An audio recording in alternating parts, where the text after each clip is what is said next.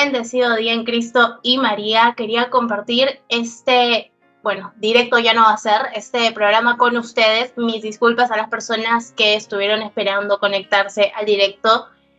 Tuvimos fallas técnicas, creo que fue más de mi lado. Pero bueno, nada, quería agradecerte mucho, Angélica.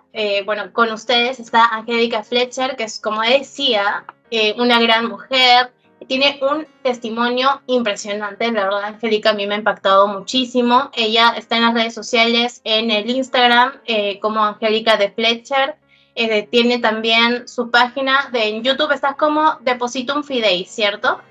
Y también tiene su página de Instagram de Santiago Apóstol, ¿no? Tienda católica. Sí, sí, María, sí, ahí, pues bueno, buenas noches para ti y para todos, gracias por la invitación. No, las fallas técnicas no solo fueron tuyas, creo que realmente había algo que no estaba a nuestro favor, pero Dios todo lo hace perfecto y estamos aquí, y no importa si es en vivo o pregrabado, obviamente nos disculpamos con las personitas, pero bueno, estamos acá con la gracia de Dios, como te digo, gracias por la invitación. Y sí, o sea, básicamente, pues yo, pues muchas redes sociales no tengo.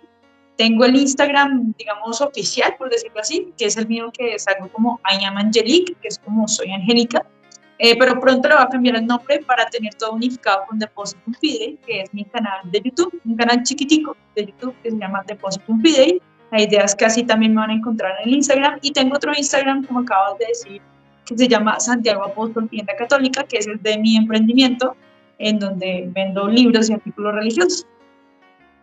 Perfecto, perfecto, muchas gracias, para que las personas puedan ir y seguir a Angélica. Bueno, Angélica, primero me gustaría empezar que nos puedas empezar a contar el entorno en el que tú vivías durante tu niñez. De repente así podemos tener una idea lo que te sucedió después. Tú siempre has, vivido con tu familia bajo un aspecto católico. No, es decir, como no sé cómo lo digan en tu país, pero básicamente en Colombia, cuando una familia es católica, pero no es practicante de cierta forma, se les llama católico light, ¿no? Como la expresión particular que uno usa, porque pues no siempre fui católica, no siempre fui una persona que conocía la fe, la iglesia católica, los sacramentos, no, o sea, no. Yo nací en un hogar católico light, donde supe que era católica porque mi mamá iba a misa todos los domingos, ¿sí? No era tampoco pues una mujer que yo en su momento fuera piadosa, no, mi mamá siempre ha sido una excelente mujer, pero, pero que nunca era como nunca nos dio esos valores cristianos, digamos, como tal, mi papá y mi mamá, no, nunca hubo una crianza cristiana como tal. O sea, no los juzgo porque pues, normalmente yo creo que es casi poco común una familia que crezca con bases cristianas, ¿no? Porque, pues, es muy complicado, pues de uno en un millón uno encuentra una familia así. Pero entonces yo crezco en esta familia con mi papá, con mi mamá, ella nos lleva a misa los domingos, como bueno, vamos a misa, pues porque es el precepto, pero hasta ahí, o sea, nunca me hablaron de los sacramentos, nunca me hablaron de lo que era ser cristiano, católico, no. Pero pasa que pasan los años, ¿sí? Y ya más o menos a la edad de 8 o 9 años, algo me empieza a pasar desde muy pequeña, María, y es que a mí me empieza a llamar la atención el tema de la autoflagelación, o sea, desde muy pequeña. Desde muy pequeña yo le hallo gusto a la autoflagelación y yo me lastimaba. Yo le decía a mi mamá, mami, es que mira, encontré esta aguja, entonces yo me la pasaba por los dedos, por las manos, por el cuello, y ella pues siempre quedaba como, ¿qué es esto? O sea, ¿por qué haces esto tan raro? Pero básicamente yo lo puedo ver ahora como desde ahí, y es como ese ataque del mal, como de chiquita, porque pues yo creo que eso no viene de Dios, ¿no? Entonces, pues bueno, María, creció en ese entorno de chiquita, pues de niña a adolescente. Esos fueron como los primeros signos raros que mi mamá vio en mí tan pequeña, pero ya llega la adolescencia.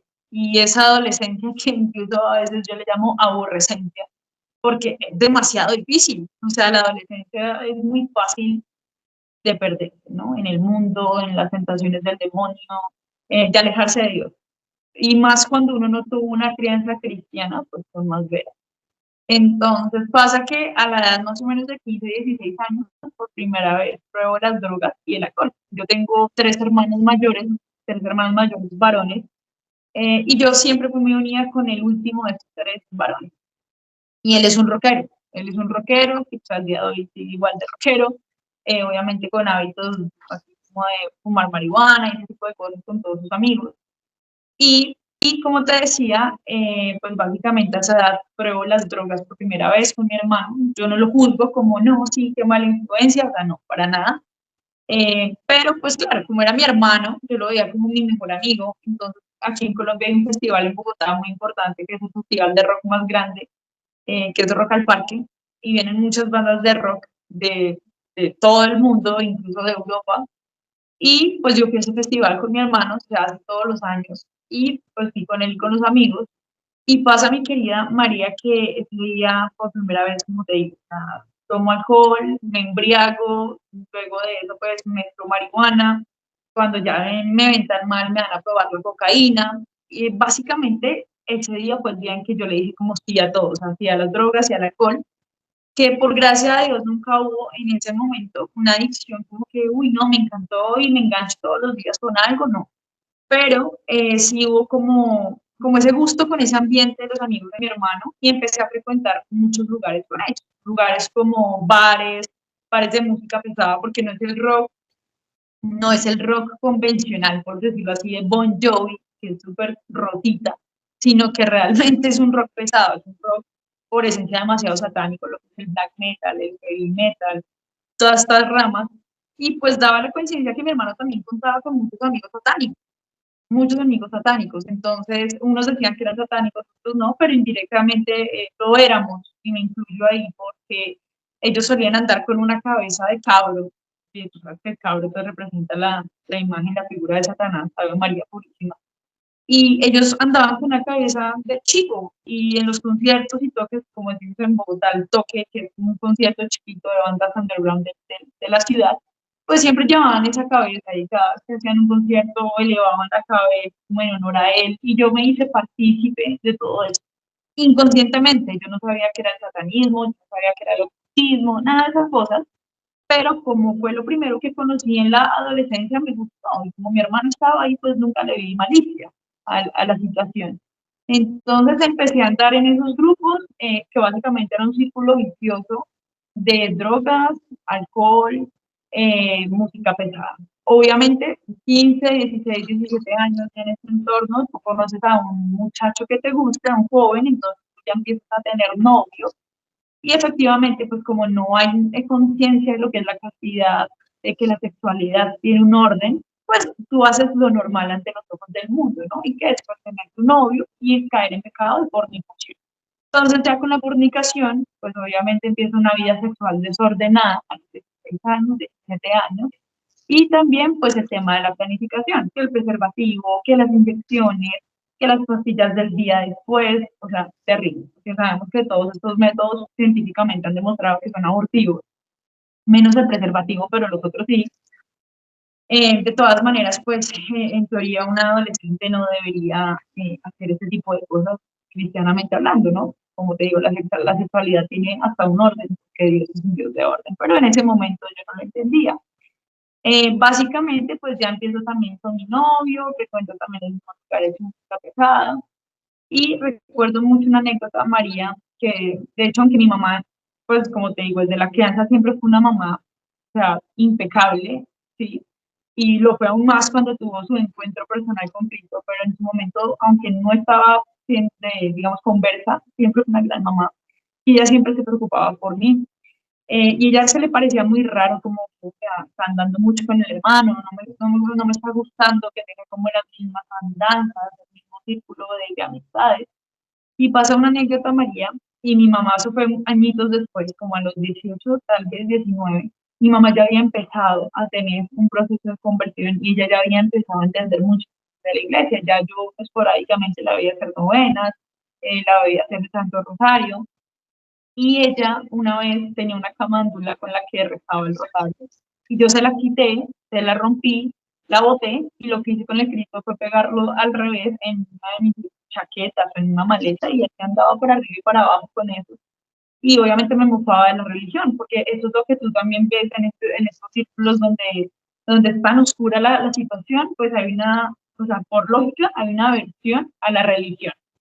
Sí, a protestantes, a católicos, hay una aversión a todo lo que tenga que ver con Dios, ¿cierto?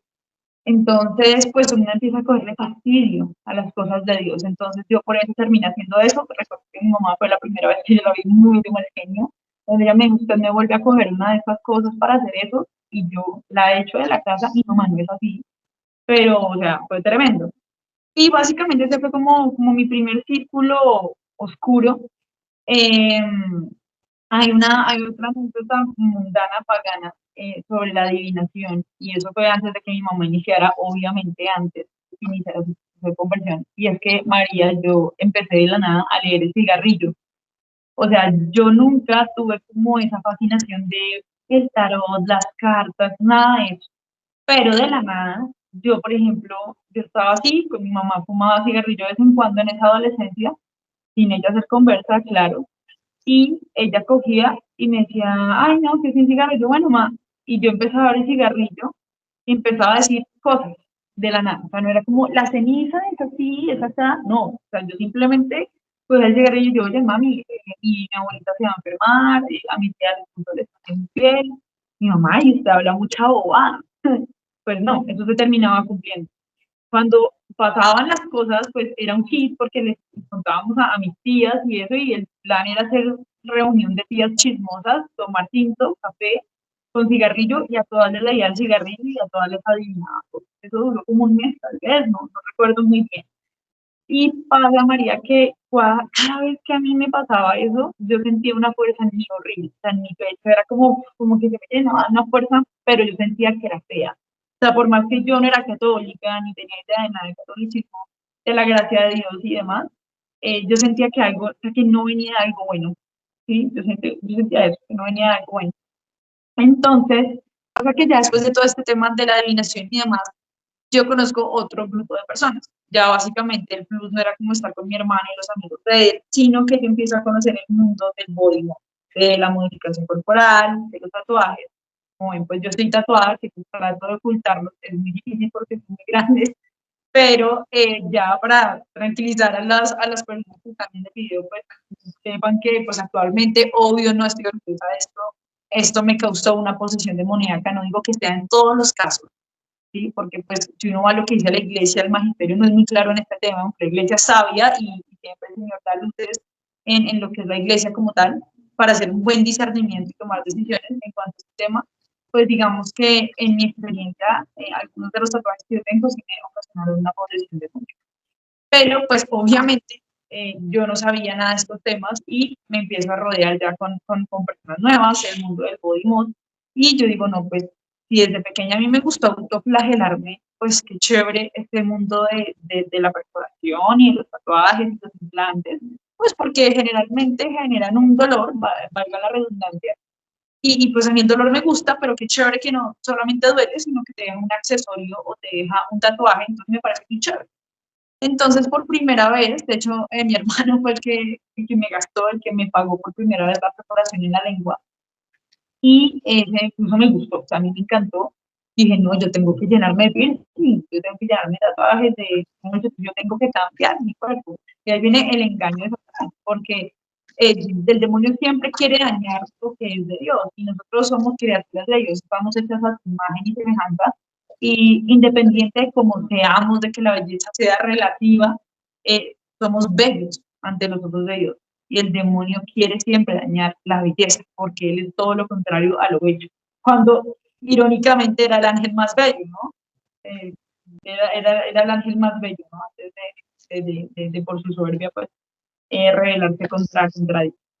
Pero pasa que yo empiezo a perforarme, María, empiezo a hacerme una, dos, tres perforaciones, las pago, y digo, yo quiero aprender esto. Recuerdo mucho cuando me hice la primera perforación, eso fue súper durísimo para mi papá. Mi papá es un hombre que actualmente no es converso, es un hombre que también ha sido un muy buen padre, ha estado ahí conmigo siempre, pero siempre ha sido tirando a ser progresista y también, sí, como zurdo, progre, socialista, liberal. Mi papá siempre ha sido amante del Che Guevara. Entonces, pese a que era muy de izquierda y todo, a él no le gustaban este tipo de modificaciones. Recuerdo que cuando me hizo esa primera perforación, llegué a la casa y él literal me pegó. Me dijo como, usted de acá no va a entrar con eso, usted se va a quitar eso. Y pues bueno, le tuve que hacer caso, pero de un momento a otro empieza esa rebeldía del adolescente, ¿no? Y más cuando te has probado tantas cosas, te has rodeado de tantas personas que ves los mismos patrones, hijos rebeldes, hijos desobedientes, al punto que tú dices, no, pues a mí no me importa lo que me digan mis papás, o sea, yo quiero desobedecer y hacer lo que me dé la gana, y tú lo haces. Entonces yo le digo, papito, mira, a mí me gusta esto, yo te amo, pero a mí me gustan los piercings y me voy a llenar de piercing y también me voy a tatuar. Entonces, que no lo he hecho porque no tengo plata ahorita, pero cuando tenga plata me voy a tatuar. Entonces, ahí como no, como así, y duré un año psicológicamente preparándolo para hacer mi primer tatuaje, que fue el del pecho, que fue que más de los que tengo 16 tatuajes, el del pecho fue el que me generó la posesión demoníaca. Porque inclusive yo siendo todavía del mundo, cuando yo le empecé a coger cierto fastidio a los tatuajes porque ya no me gustaba cómo me veía físicamente, decían, ¿y cuál es el que menos me gusta? E irónicamente o paradójicamente yo siempre decía que más me pesa, porque yo siempre sentí un peso. Desde el día que yo me lo hice, yo sentía una carga acá. Y pues obvio, o sea, la frase que me hizo es una frase de Sartre, que ya sabemos que es un tipo totalmente agnóstico, que fue la pareja de Simone de Beauvoir, la primera que era feliz practicando abortos. Y pues obviamente esa frase no pudo haber sido inspirada por algo bueno. Y esa frase es condemned to be free, condenada a ser libre. Y bueno, me hago esa frase, mi papá pues ya como que lo tolera, me dice, bueno, pues si le gustó ya, ¿qué puedo hacer? Y ahí empieza esa adicción a los otros. ¿Sí? Muchas veces hablan de, no, que es tabú, que hasta protestante tema, que se satanizan todo, que las tintas, no. Obviamente el tatuador no va a hacer un conjuro maldito en su local, como decimos acá, para consagrar tintas. No, bueno, si los hay, no sé, porque nunca vi uno, pero sí sé que esto desde arriba, desde las empresas, y esto tiene un tinte algo oscuro, ¿sí? Y eso tiene consecuencias. Y yo creo que eso que tú quieras uno y otro y otro y otro no es por así, ¿sí? Y más algo que por origen es una práctica totalmente pagana, no creo que sea una casualidad que empiece a generar esa adicción a querer más y más tatuajes.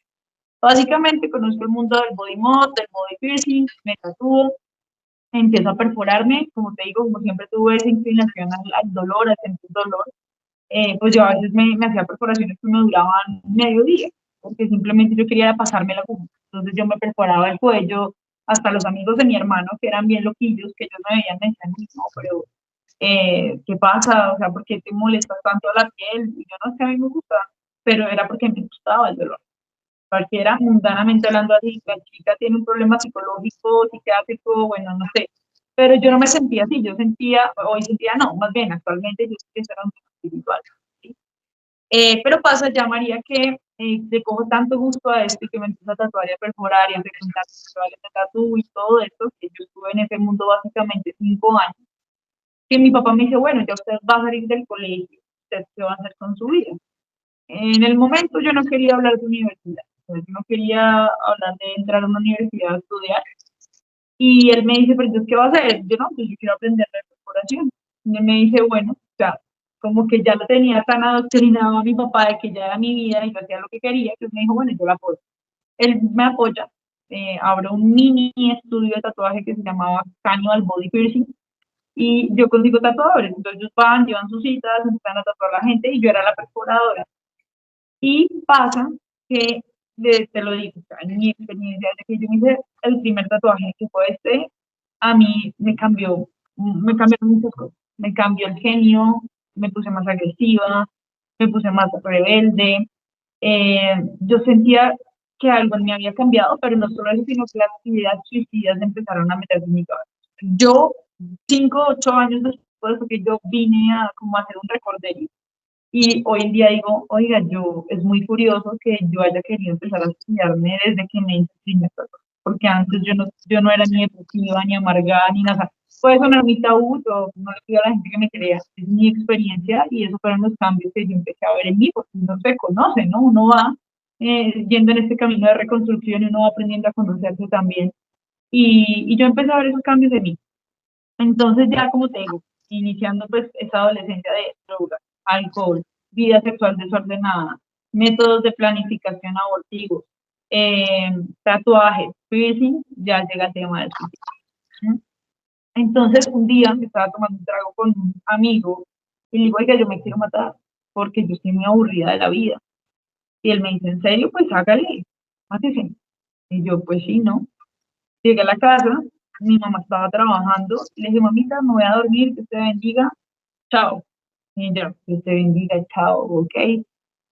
Y yo subí al tercer piso en ese entonces en la casa donde yo vivía, que era el cuarto de mis papás, era un antiguo grandísimo, tenían su televisor y el marco ahí de la ventana, y yo lo que hice fue colgarme. Entonces me colgué de una, o sea, a mí no me dio miedo, a mí no me dio nada, simplemente me colgué. No recuerdo si es una soga o una corbata. En caso que muchas personas hasta con un cordón se ahorcan y se mueren. O sea, a mí esa vaina se me reventó. Cuando yo estaba colgada,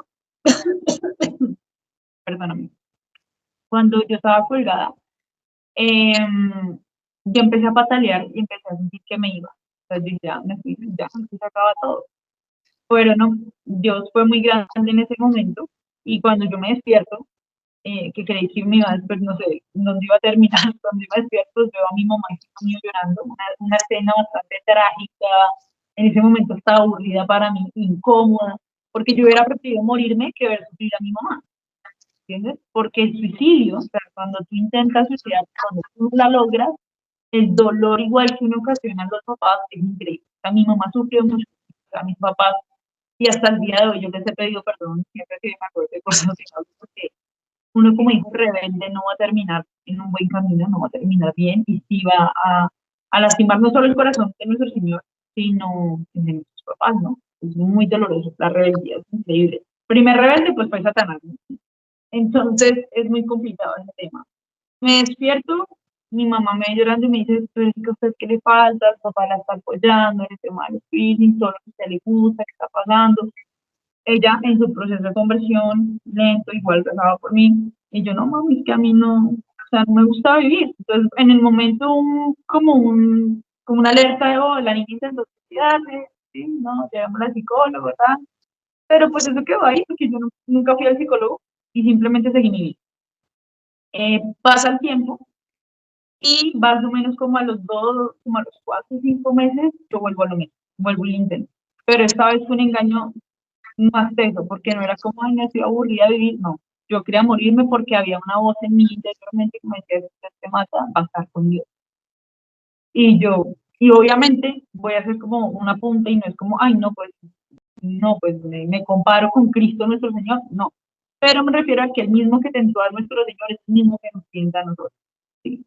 ¿Y por qué? Porque cada vez que yo pensaba en quitarme la vida, esa voz interior me decía, tranquila, tú te quitas la vida y vas a estar con Él, vas a estar con los ángeles, vas a estar en el cielo.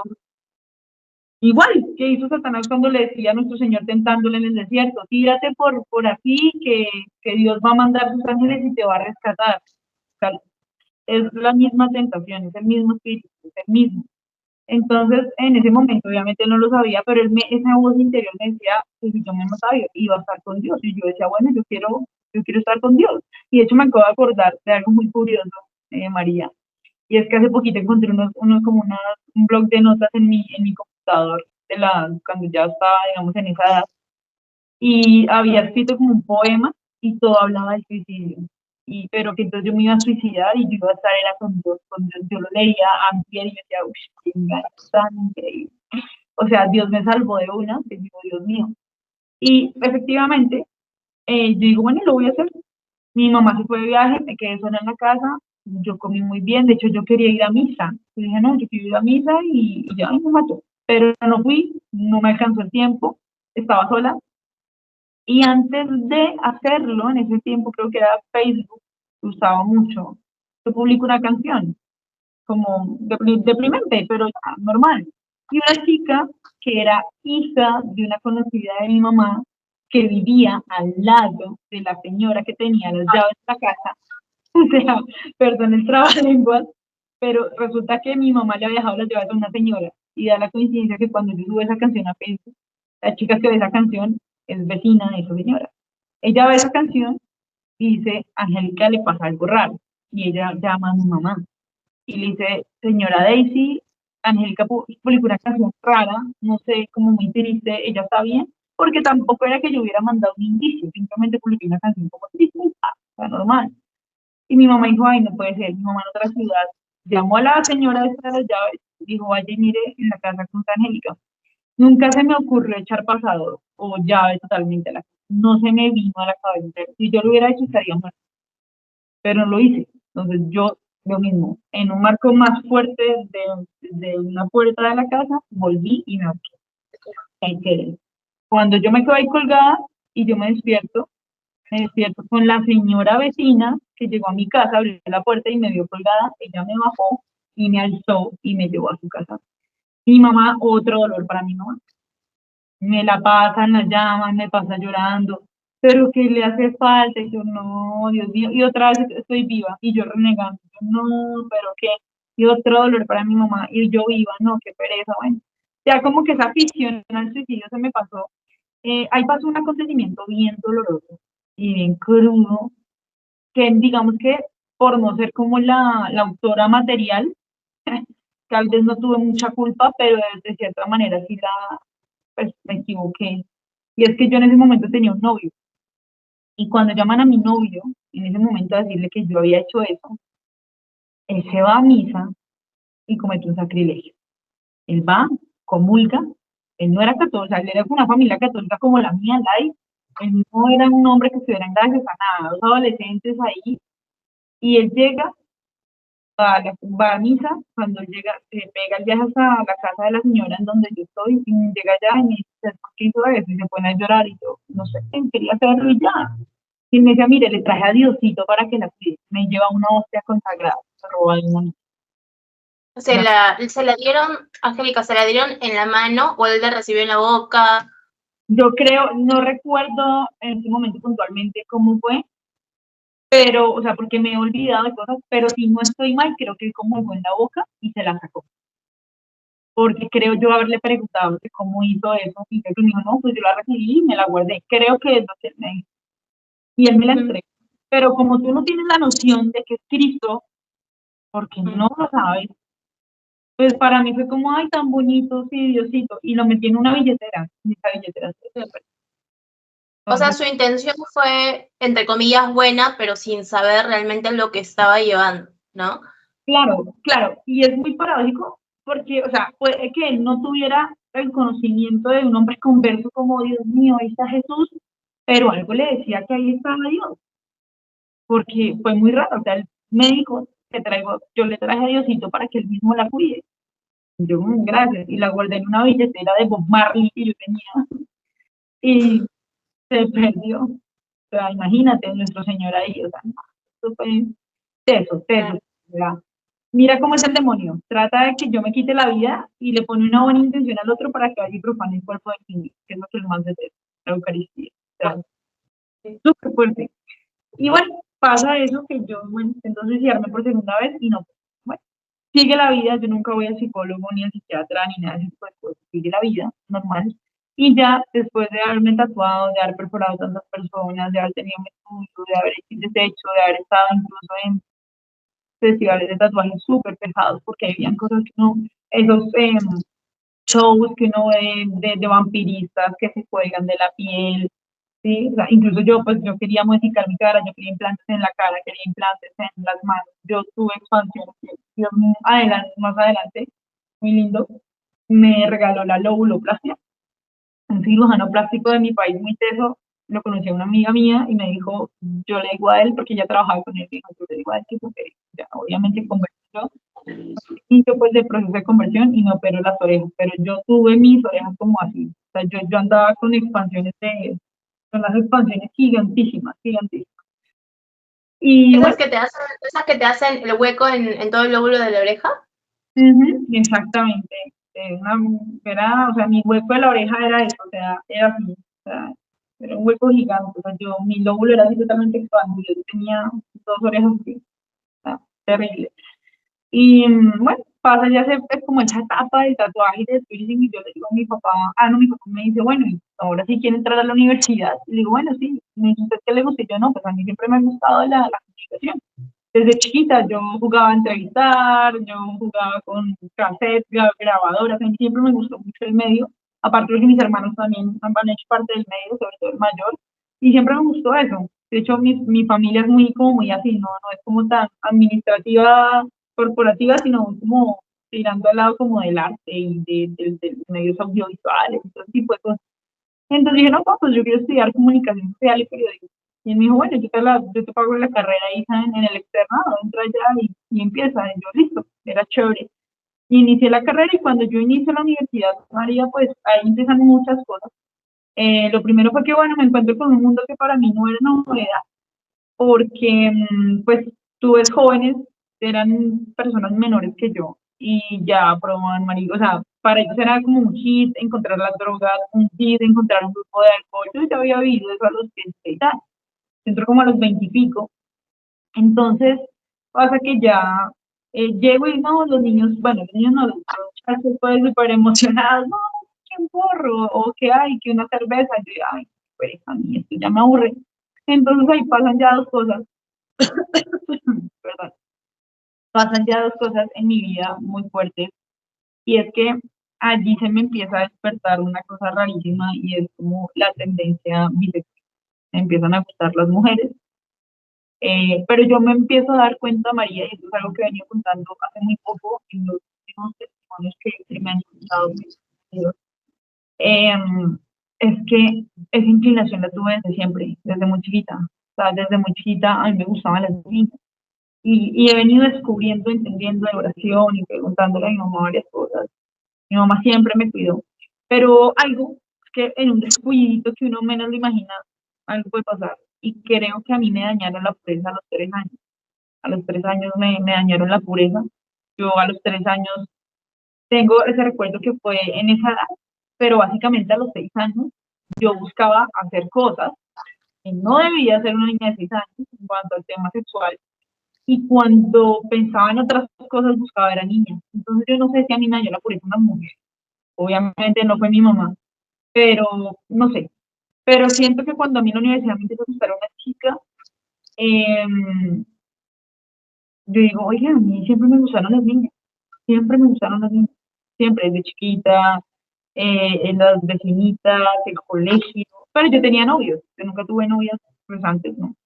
Entonces, en ese momento dije, ve, y el demonio empieza a maquinar en mi cabeza, usted era niño, en el cuerpo que no es, usted debe haber nacido hombre, sí, pues claro, empiezo a meterme en ese papel de que yo debería haber sido niña, al punto que yo me corto el cabello como un niño y me empiezo a vestir como un niño, o sea, horrible.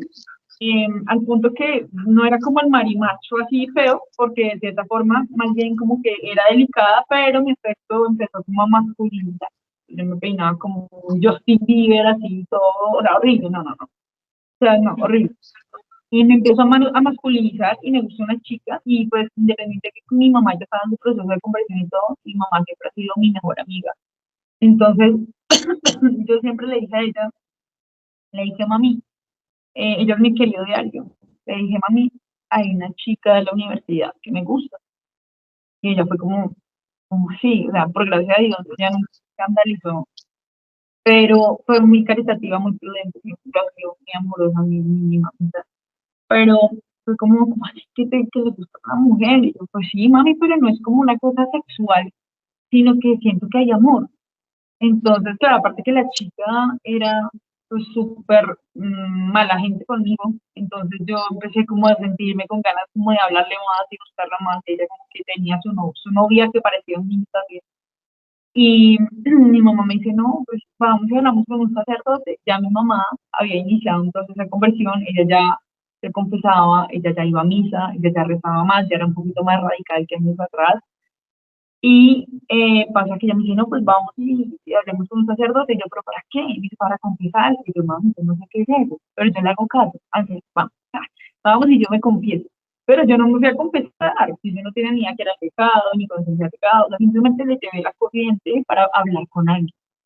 Llegué allá, el padre, y eso siempre lo digo, yo a veces sé que sueno pues muy repetitiva y loro mojado, como decimos en Colombia, pero claramente, como decía San Juan Eudes, es que o sea, un castigo de Dios a su pueblo a veces son los malos cleros en la iglesia, ¿no? Malos sacerdotes, malos curas, malos obispos, malos cardenales, incluso malos papas, son castigos de Dios, pues, porque no porque Él sea malo, sino porque los merecemos. Y lo merecemos porque no rezamos lo suficiente por Él. No rezamos lo suficiente por nosotros, entonces no lo hacemos. Pero pedimos mucho, queremos que sean santos, que sean radicales en la fe, pero no somos capaces de ayunar un día, por ejemplo, entre muchas otras cosas, desde algo sencillo. Por eso, no digo que todos, pero sé que la gran mayoría nos cuestan los sacrificios y muchas veces pensamos en otras cosas y no creo que hacemos lo suficiente por ello. ¿Y por qué menciono esto? Pues porque resulta que con el sacerdote que voy a hablar me encuentro con algo que yo no esperaba, ¿sí? Y es que dentro de hablar con él estaba con su celular y él me dice como, bueno, hija, cuéntame. Y yo, no, pues es que me gusta una mujer de la universidad y no sé qué hacer. Entonces él me dijo, ¿te gusta? Y yo, pues sí. Me dijo, mira, fantástico. A Dios no le importa que tú sientas amor por un hombre o por una mujer. A él lo que le importa es que tú sientas amor. Y pues, o sea, yo quedo como, ok, o sea, a Dios no le importa que me guste un hombre, o sea, no es lo natural que me guste un hombre. Y él fue como, no, a Dios no le importa eso. Yo, Wow. o sea, eso para mí, inclusive siendo mundana, siendo pagana, teniendo otras inclinaciones y habiendo vivido lo que ya había vivido, a mí eso me hizo ruido. Y eso fue bueno, porque Dios es perfecto escribiendo en renglones torcidos. Y Dios se valió de eso para generarme a mí una duda que tal vez en ese momento yo no investigué como, ay, no, sí, venga, yo quiero ver qué es lo que dice la iglesia, no, pero me generó ruido como, ¿y esto es lo que enseña la iglesia? O sea, Dios realmente piensa así, que ir a la iglesia. O sea, yo quedé como con ese pensamiento, pero lo ignoré. O sea, me causó curiosidad, porque igual me molestó que me dijera en el fondo. Yo y fue fue gracioso, no fue, pero fue muy raro, porque claro, yo, bueno, padre, y yo salí de ahí, mi mamá, "Ay, ¿qué le dijo el padre?" Y yo, mami, que no importa, y ella como, o sea, como, Pobrecita. o O sea, sea, era como confesarte con un James Martin, algo así, pues, ¿no? yo creo, yo creo, mi querida María, que, o sea, uno no debe juzgar, pero es muy raro que el padre uno le aconseje ese tipo de cosas, porque claro, James Martin se ha declarado públicamente homosexual. Y él creó hasta una camándula para hacer un rosario gay, entre otras barbaridades. Y hasta le mandan cartas para felicitarlo por su gran apostolado. Mientras que a los sacerdotes rectos y buenos no les dicen nada, son perseguidos, ¿no? No Pero, perseguido.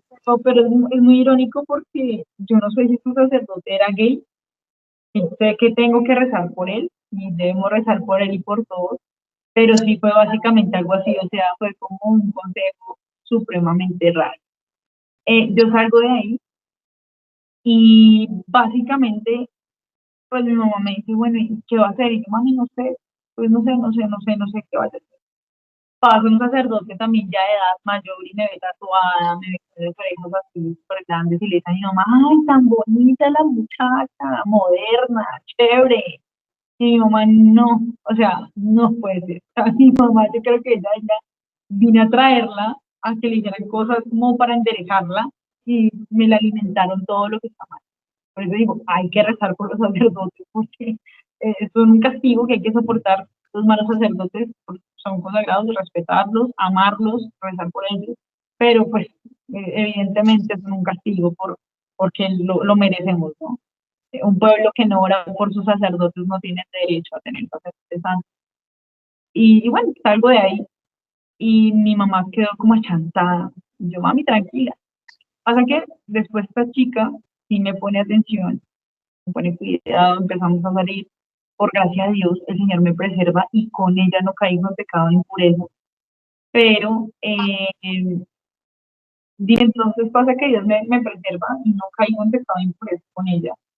Pero cuando ya termina la relación con ella, yo sigo, pues digamos que teniendo cierto tipo de relaciones con otras chicas. Chicas a las que humillaba, a las que trataba mal, a las que manipulaba, pues porque para mí era como ay, pasarla bien y ya, chao. O sea, como te digo, yo empecé a tener no solamente un aspecto físico, sino también un comportamiento totalmente masculinizado, ¿sí? Y bueno, pasa que estoy ya con ella, ya, pues bueno, se fue, no pasó nada en cuanto al impureza con ella, pero más adelante con otras chicas, y obviamente que el beso, que la cogida de mano, mofarme de estar con mujeres en la universidad, los profesores me veían, no, terrible. Y también, pues ya aunque ya termino con chicas y eso me quedo sola en la universidad, ya empiezo como a meterle más empeño al tema audiovisual y hago un cortometraje que es muy fuerte, que me fue muy bien, gané el premio, me he hecho la mejor con mi equipo de producción y fue un cortometraje del cual actualmente yo me confesé porque era una blasfemia total contra Cristo y contra la iglesia.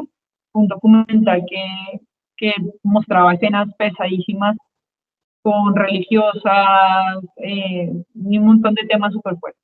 Entonces, eso pues también lo cometí en la universidad, esa burla a Dios, esa burla a la iglesia. Tenía una compañera que era aparentemente católica practicante en ese momento y ellas iban Semana Santa a hacerse la señal de la cruz y yo me le burlaba, no, era tremendísimo. Y el segundo tema, que de ahí siempre lo he dicho que es un antes y un después, María, es el tema, es la segunda cosa que es la que me termina finalmente hundiendo al abismo y que por gracia de Dios llegará. Pasa que conozco un chico en la universidad, yo nunca fui de tener novios en la universidad, no me gustaba, de hecho yo era muy mala carosa, no me gustaba tener amigos varones, me parecía un fastidio, me hablaba con una que otra mujer, básicamente me la pasaba sola, eh, me gustaba andar en la biblioteca, tomando tinto, sola. Y un día decido salir con mis compañeros, como vámonos a tomarnos una cerveza, me quedé fuera de casa, y pasa que cuando ya me quedo allí, este, el chico se queda conmigo y me dice, bueno, y entonces, o sea, como que si íbamos a estar los dos. Y yo le digo, pues sí, o sea, lo normal, o sea, es increíble cómo el tema de la sexualidad se prostituye tanto, tanto, que ya el plan, o sea, el plan no es como hombre, o sea, tengo mi novio, lo amo, sino que si tú estás aburrido y te da la oportunidad, lo haces y ya, súper normal. Y en ese momento estaba ese chico y estuvimos juntos. No teníamos alcohol ni drogas, simplemente quisimos estar juntos y lo hicimos. Y fue muy extraño porque si no estoy mal, creo que él usó preservativo, pero resulta que yo quedé en embarazo de un hombre que no es mi novio, que no me gusta, que no amo, que no tenía planes con él, simplemente fue una noche y ya, y quedó en embarazo, y ahí es cuando llega este tema tan fuerte como lo es el aborto. Eh, Cuando yo quedé en embarazo, yo siempre fui muy relojito con mi ciclo menstrual. A mí no me llegó, no me llegó. Y yo, algo pasa, no es normal. Y pasó como una semana, tal vez 2 semanas, y mm, él me dice, bueno, ¿y cómo estás? No sé qué, porque pues pasó esa noche, pero, o sea, no, a nosotros no nos volvimos a hablar. A veces nos saludábamos y ya me di cuenta que tengo un retraso. Entonces yo ya le informé, oye, sí, mira, yo tengo un retraso, a mí no me llega y no sé qué pasa. Entonces se quedó como, ¿qué? Yo efectivamente consigo una prueba de embarazo de esas básicas, sencillas, y me la hago a ver qué. Y efectivamente sale súper, hiper, mega positivo. Entonces, pues, es muy duro porque uno queda en un shock donde dice, ¿qué voy a hacer? Obviamente por ser mujer y es algo que las feministas no cuentan y no lo hablan porque así es el tema del aborto, se endurece el corazón. Pero por naturaleza, como yo lo hablaba en un video que hizo el tema de la maternidad, ¿no? Por naturaleza estamos diseñados para eso, para ser mamá. Y tenemos ese instinto guardadito. Y toda mujer que se da cuenta que está en embarazo, se va a alegrar que está en embarazo. Así la situación y las circunstancias no sean las más óptimas, siempre en el fondo hay como una emoción de estoy embarazada, o sea, wow. Pero el egoísmo, el miedo, la falta de Dios apagan ese sentimiento natural y te hacen tomar decisiones totalmente pésimas que traen consecuencias claramente terribles a tu vida. Cuando yo le digo a este hombre, estoy en embarazo, ya lo confirmé con una prueba, él me dice a mí, ah, bueno, normal, o sea, vamos a abortar, eso es lo que toca hacer. Y yo, abortar, o sea, imagínate, yo no sabía qué era eso, yo no sabía cómo se hacía un aborto, porque, bueno, yo tengo 33 años, ¿sí? Pero en ese entonces, estoy hablando más o menos del año 2015, tal vez, 2016, no sé, pues el tema del aborto no era como tan, no hacía tanto ruido como ahorita. Ahorita uno ve activistas pro vidas, gente que reza, pero por redes sociales esto no era como el boom en ese tiempo. Por lo menos yo no me topé en ese tiempo con ese tipo de personas. Ni había tanta feminista por ahí andando y para acá con el pañuelo verde. O sea, yo que recuerdo no era así. Entonces, yo la verdad en ese momento yo no sabía que era abortar. O sea, solamente abortar como que no tenemos. Pero ¿cómo se hace? No sé. Él me llevó a un lugar aquí en Bogotá, que es el más famoso, es el laboratorio más famoso, y me lleva allá y averiguo y me dice, mira, se puede hacer quirúrgico o se puede hacer simplemente con pastillas, aunque el quirúrgico es más seguro. Entonces tú me dirás a mí cuál prefieres. Él me decía a mí, no, mira, tú vas a escoger el mejor, el más seguro, yo te lo pago. Yo, ah, ok, bueno, listo, es lo que tengo que hacer. Se agenda la cita, todo el cuento, llega el día y antes de irme, yo le cuento a mi mamá, mentiras, todavía yo no le cuento a mi mamá, estoy en embarazo. Pasa que ese día se programa la cita y yo me voy con el muchacho a hacerme pues, el procedimiento, el aborto. Llego allá, pues me dicen, ¿quiere anestesia o no quiere anestesia? Y yo le digo, no, no, no, porque yo no pensé que eso fuera a doler tanto, ¿no? Yo creí que eso era pues, normal, era un embarazo pequeño, tenía pocas semanas, ¿sí? Aunque igual ya sabemos que la ciencia moderna ha demostrado que la vida inicia en el momento de la concepción, ¿sí? En ese momento estalla la luz y hay un ADN totalmente distinto al de la madre y al del padre. Entonces la vida ya, o sea, yo ya era mamá, no es que yo iba a ser mamá, no, yo ya era mamá, yo ya estaba embarazada.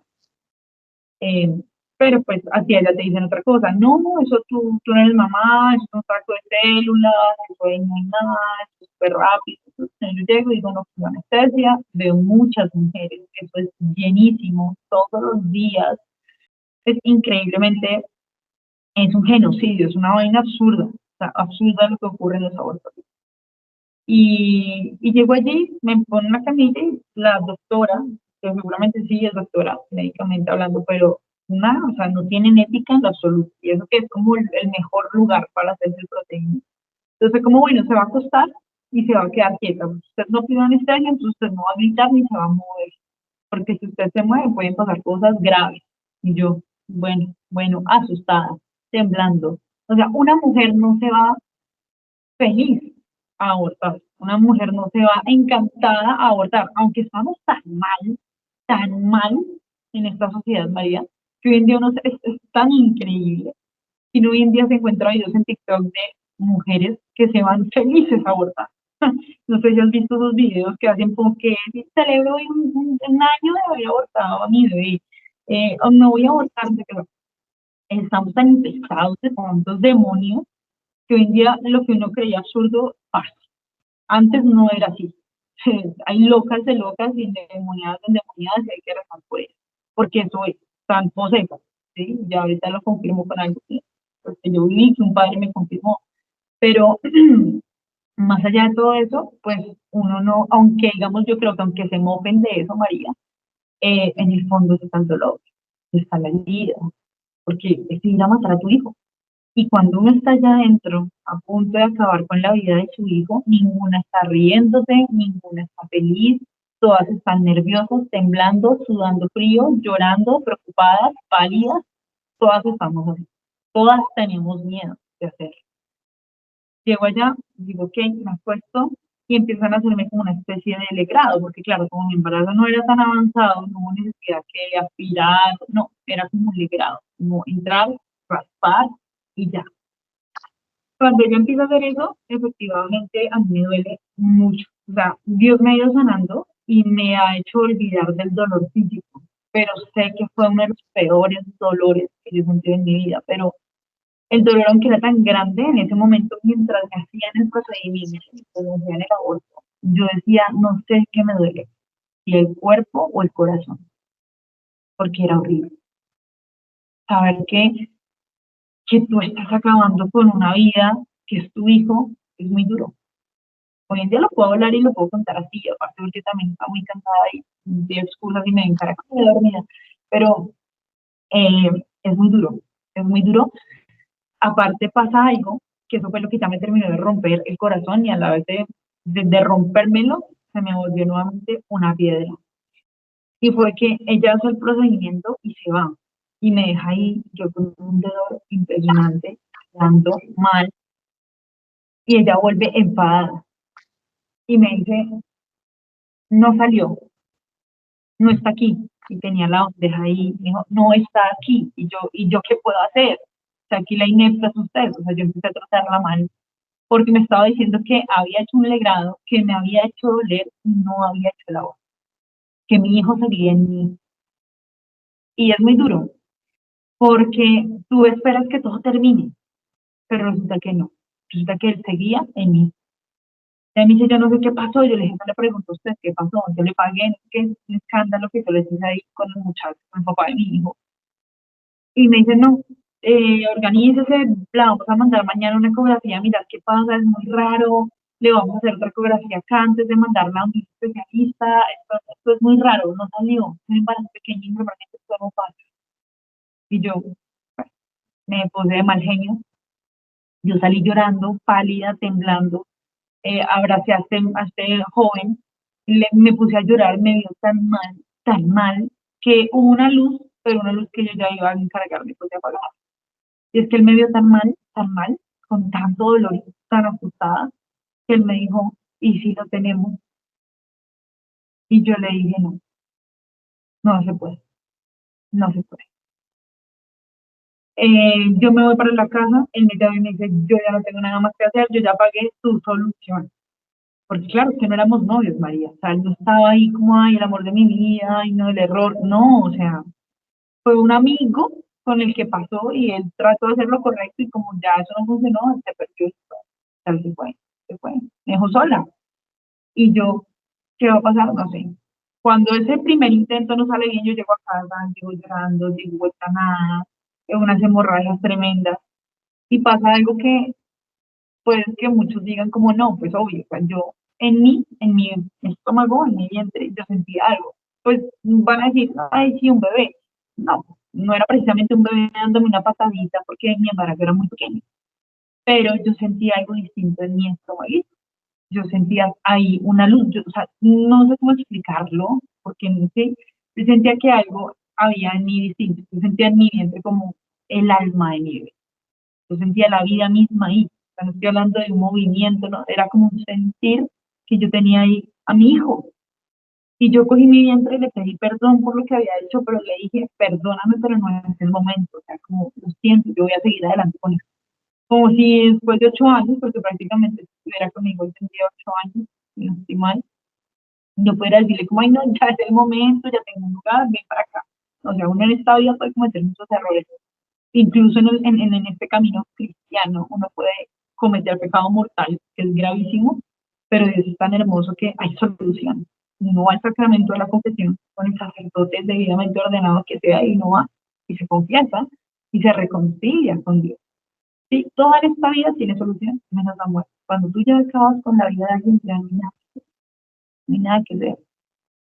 Yo le pido perdón a mi hijo, me consiento el estomaguito, lo abrazo, lloro y llamo a esa doctora y le digo, hay que seguir adelante con esto. Yo decido contarle a mi mamá, digo, mira, yo estoy embarazada, yo ya me intenté practicar un aborto, no salió bien, él está aquí, pero voy a seguir adelante. Mi mamá se ataca a llorar, ya es una mujer que conversa, ya es una mujer que conoce mujeres pro vida, que rezan frente a los abortorios, y ella me dice, no lo hagas. Ella se me arrodilla y me dice, regálemelo, pero no lo haga. Y yo le digo, no. Uno se vuelve muy obstinado y pide excusas, si se me recuerda un poquito la voz, pero es que acabar con la vida de tu hijo no es fácil. Así Dios te vaya sanando, así Dios vaya reconstruyendo tu vida. Y por mil formas en este caminar cristiano, Él te demuestre día a día cuánto te ama y cuán generoso y bondadoso es, siempre va.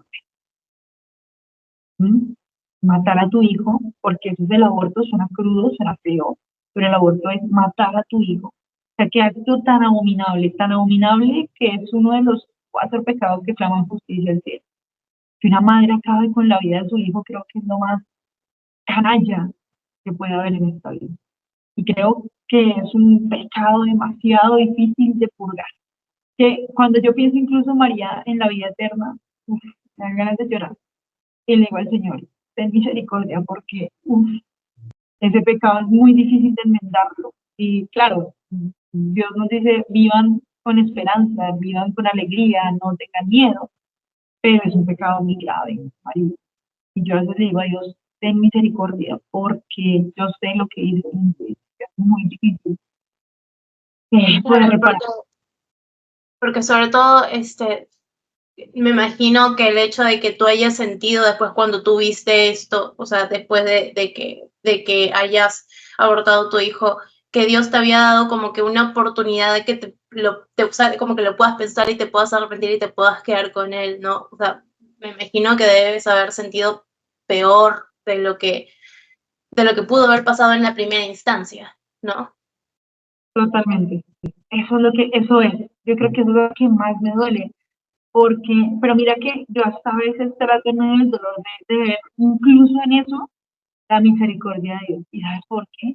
Porque yo, de hecho, esto no es algo que haya entendido hace meses, lo estoy entendiendo justo en este instante. Y es que tal vez si yo hubiera podido acabar con la vida de mi hijo en ese primer momento, tal vez nunca hubiera cumplido tanto, porque el aborto hace eso, te pone el corazón en una piedra. Tal vez era necesario que pasara esto. No, no estoy diciendo que sea voluntad de Dios. La voluntad de Dios es que todos seamos santos. Lo que pasa es que Él respeta el libre albedrío, Él no nos obliga, ¿cierto? Pero no es voluntad de Dios que tú te vayas al infierno, no es voluntad de Dios que tú abortes, no. El Señor respeta el libre albedrío y sufre con cada aborto, con cada asesinato, con cada pecado, sufre. Pero yo creo que Él lo permite porque Él nos conoce. Y yo creo que esto en medio de todo lo permitió para que a mí me doliera hoy en día como me duele, porque como tú lo acabas de decir, eso es lo que más me duele, que yo tuve una oportunidad, primero, de darle vida a mi hijo, segundo, de haberme evitado uno de los pecados más tremendos en esta vida, ¿cierto? Pero no lo quise hacer. Mi mamá me dice que se lo regale, yo le digo que no, sigo adelante, me voy a donde el especialista, me hago la ecografía. Él era un hombre que era un ecografista particular, tenía su propio consultorio, y llego y veo, así como el lugar donde uno ve la ecografía gigante, pues era como una pared entera. Él me hace la ecografía y yo, pues esperando que el resultado fuera el mismo que me dijeron allá en el laboratorio. ¿Qué fue lo que a mí me dijeron? No, es que, ¿por qué no pudimos hacer bien el procedimiento? Es porque usted tiene un útero bicorne. Supuestamente, según ellos, yo tenía el útero así, en forma de corazón. Entonces, según ellos, el bebé estaba acá y ellos habían hecho el procedimiento acá. Por eso no había salido.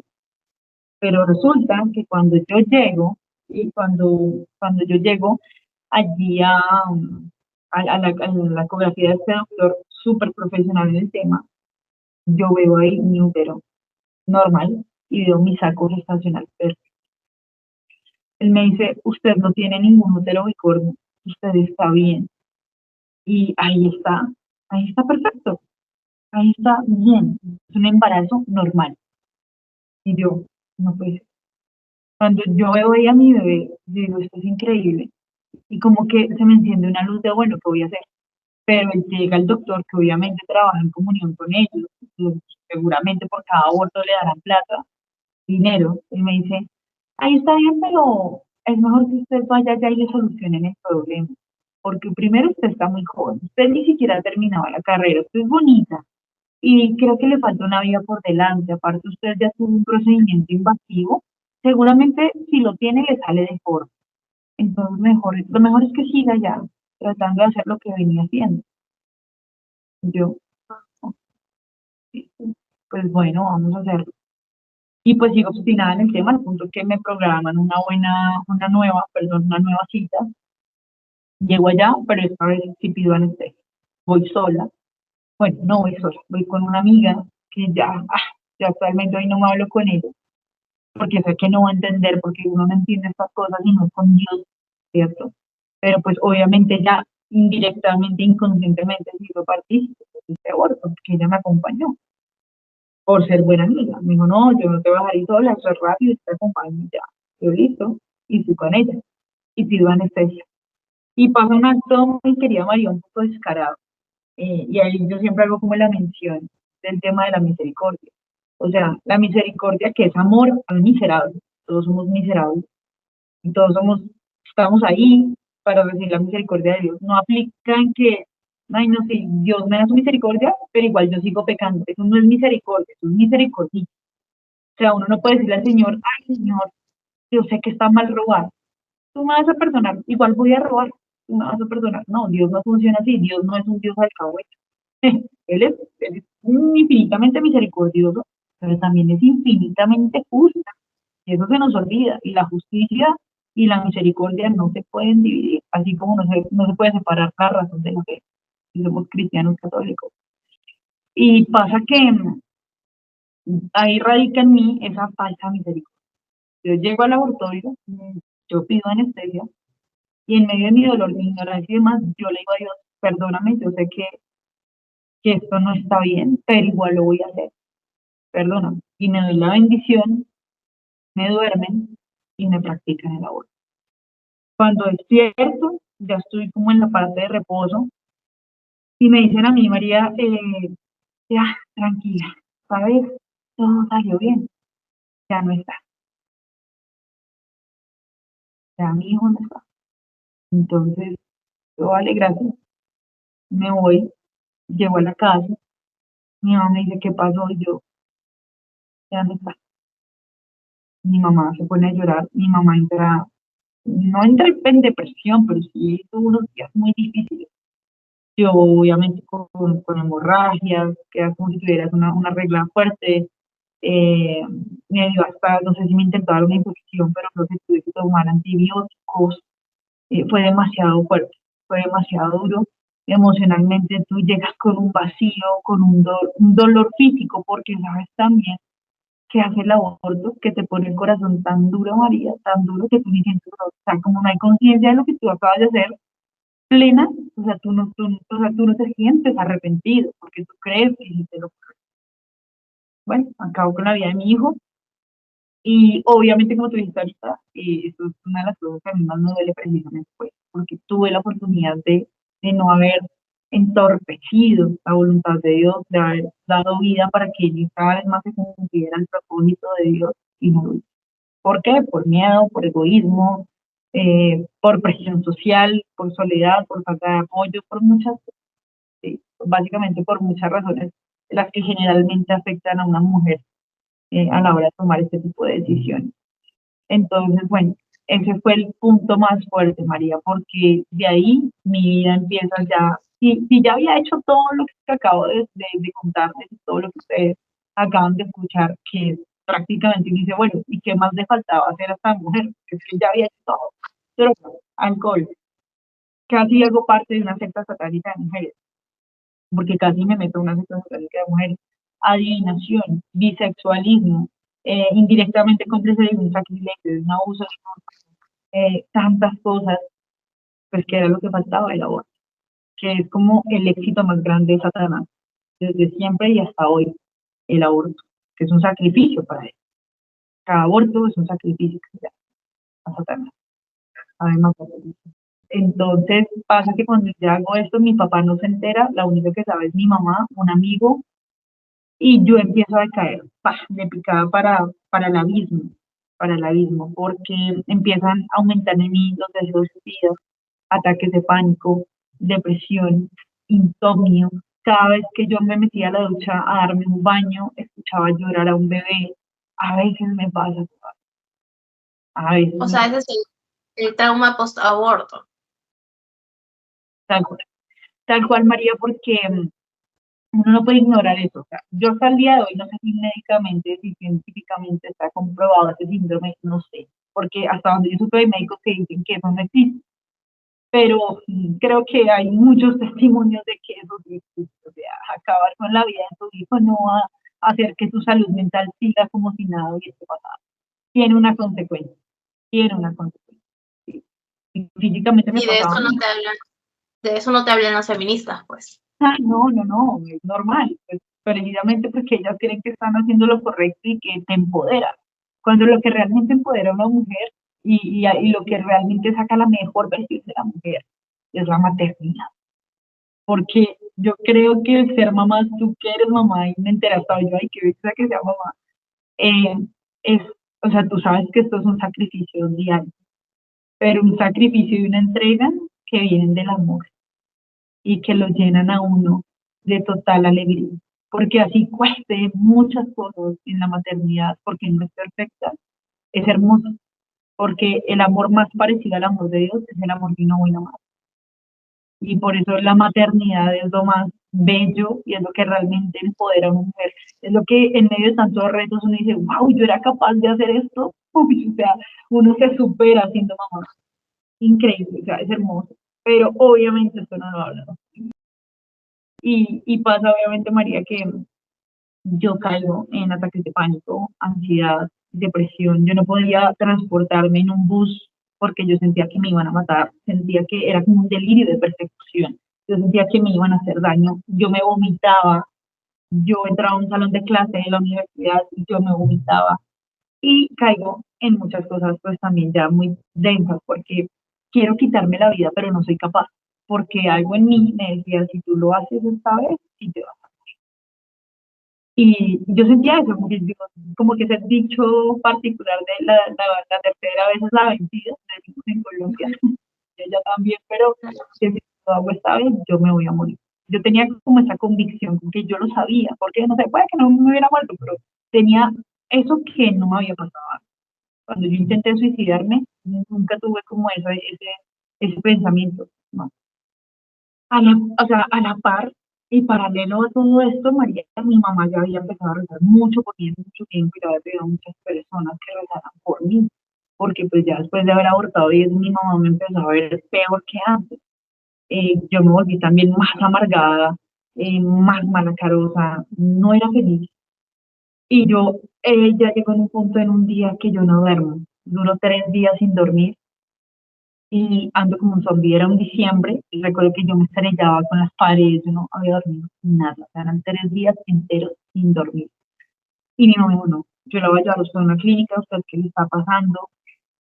Yo me encerraba al cuarto a llorar, como te digo, yo me bañaba y yo escuchaba llorar a un bebé y todavía me pasa. Claro, yo creo que son mis hijas, porque bueno, actualmente soy mamá de 2 niñas, estoy casada, y yo, ay, está llorando la bebé, no. Y a veces como que a veces me pasa que lo todavía escucho, ¿sabes? Y yo creo que hace una secuela de ese síndrome post-aborto.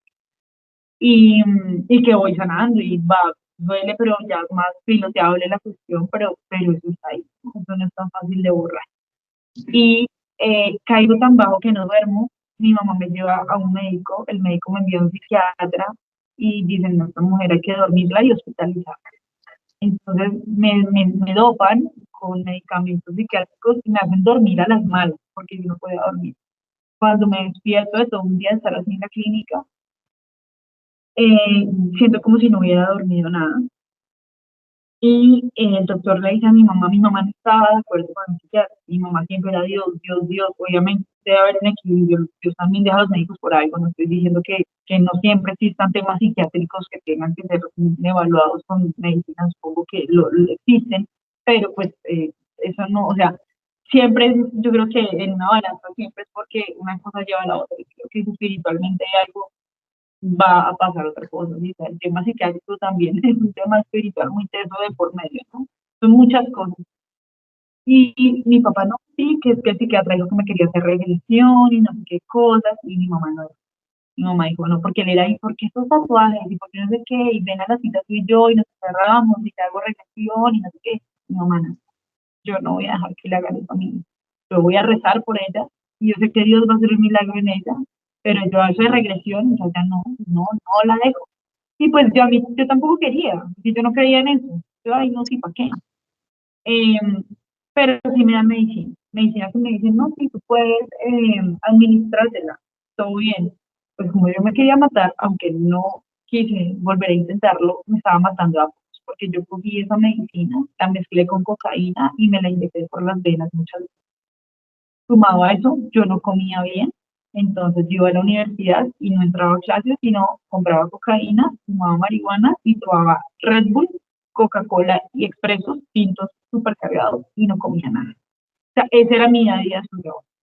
Desayunaba Red Bull, almorzaba Vivecine, que es otro energizante de acá de Colombia. O sea, solo era mi día. Tinto, energizante, Coca-Cola, cigarrillo, marihuana, cocaína y drogas psiquiátricas, medicina psiquiátrica. Era una locura. Llegaba al punto que una vez llamé a un profesor que era igual de loco a mí, en el sentido de que era así todo irreverente, pero él era mi amigo, y yo lo llamaba y yo le decía, Juan, se me está derritiendo el cerebro, yo sentía que a mí se me daba una locura, esa medicina así como que te pone peor, yo no sé, yo lloraba y yo sentía que se me iba a salir el cerebro por el oído, imagínate ese nivel de locura. Mi mamá lloraba conmigo, yo me encerraba en el cuarto, me empezaba a pegar contra las paredes, me abría los nudillos, me alaba el pelo, o sea, yo me estaba enloqueciendo. Yo creo que yo me estaba enloqueciendo por el síndrome de posaborto y por haber acabado la vida de mi hijo. Ese fue como el remate para que mi alma se hundiera en el abismo, siempre lo digo. Eh, Pasa también que ya cuando caigo tan bajo, pues me sumerjo también en el mundo de la pornografía. Ya a mí, ya yo no pude volver a la universidad, me encerraba en el cuarto a ver pornografía, a consumir cocaína, marihuana y alcohol cuando podía, sino sola, sin comer. Ya algo tan hondo que me sumerjo en el mundo de la pornografía. Mis días eran estar encerrada en el cuarto sin comer casi, a punta de agüita, marihuana, cocaína, medicina psiquiátrica, alcohol a veces cuando podía y cuando no, y de pornografía. Las mujeres también ven pornografía, esto no es un tema de hombres.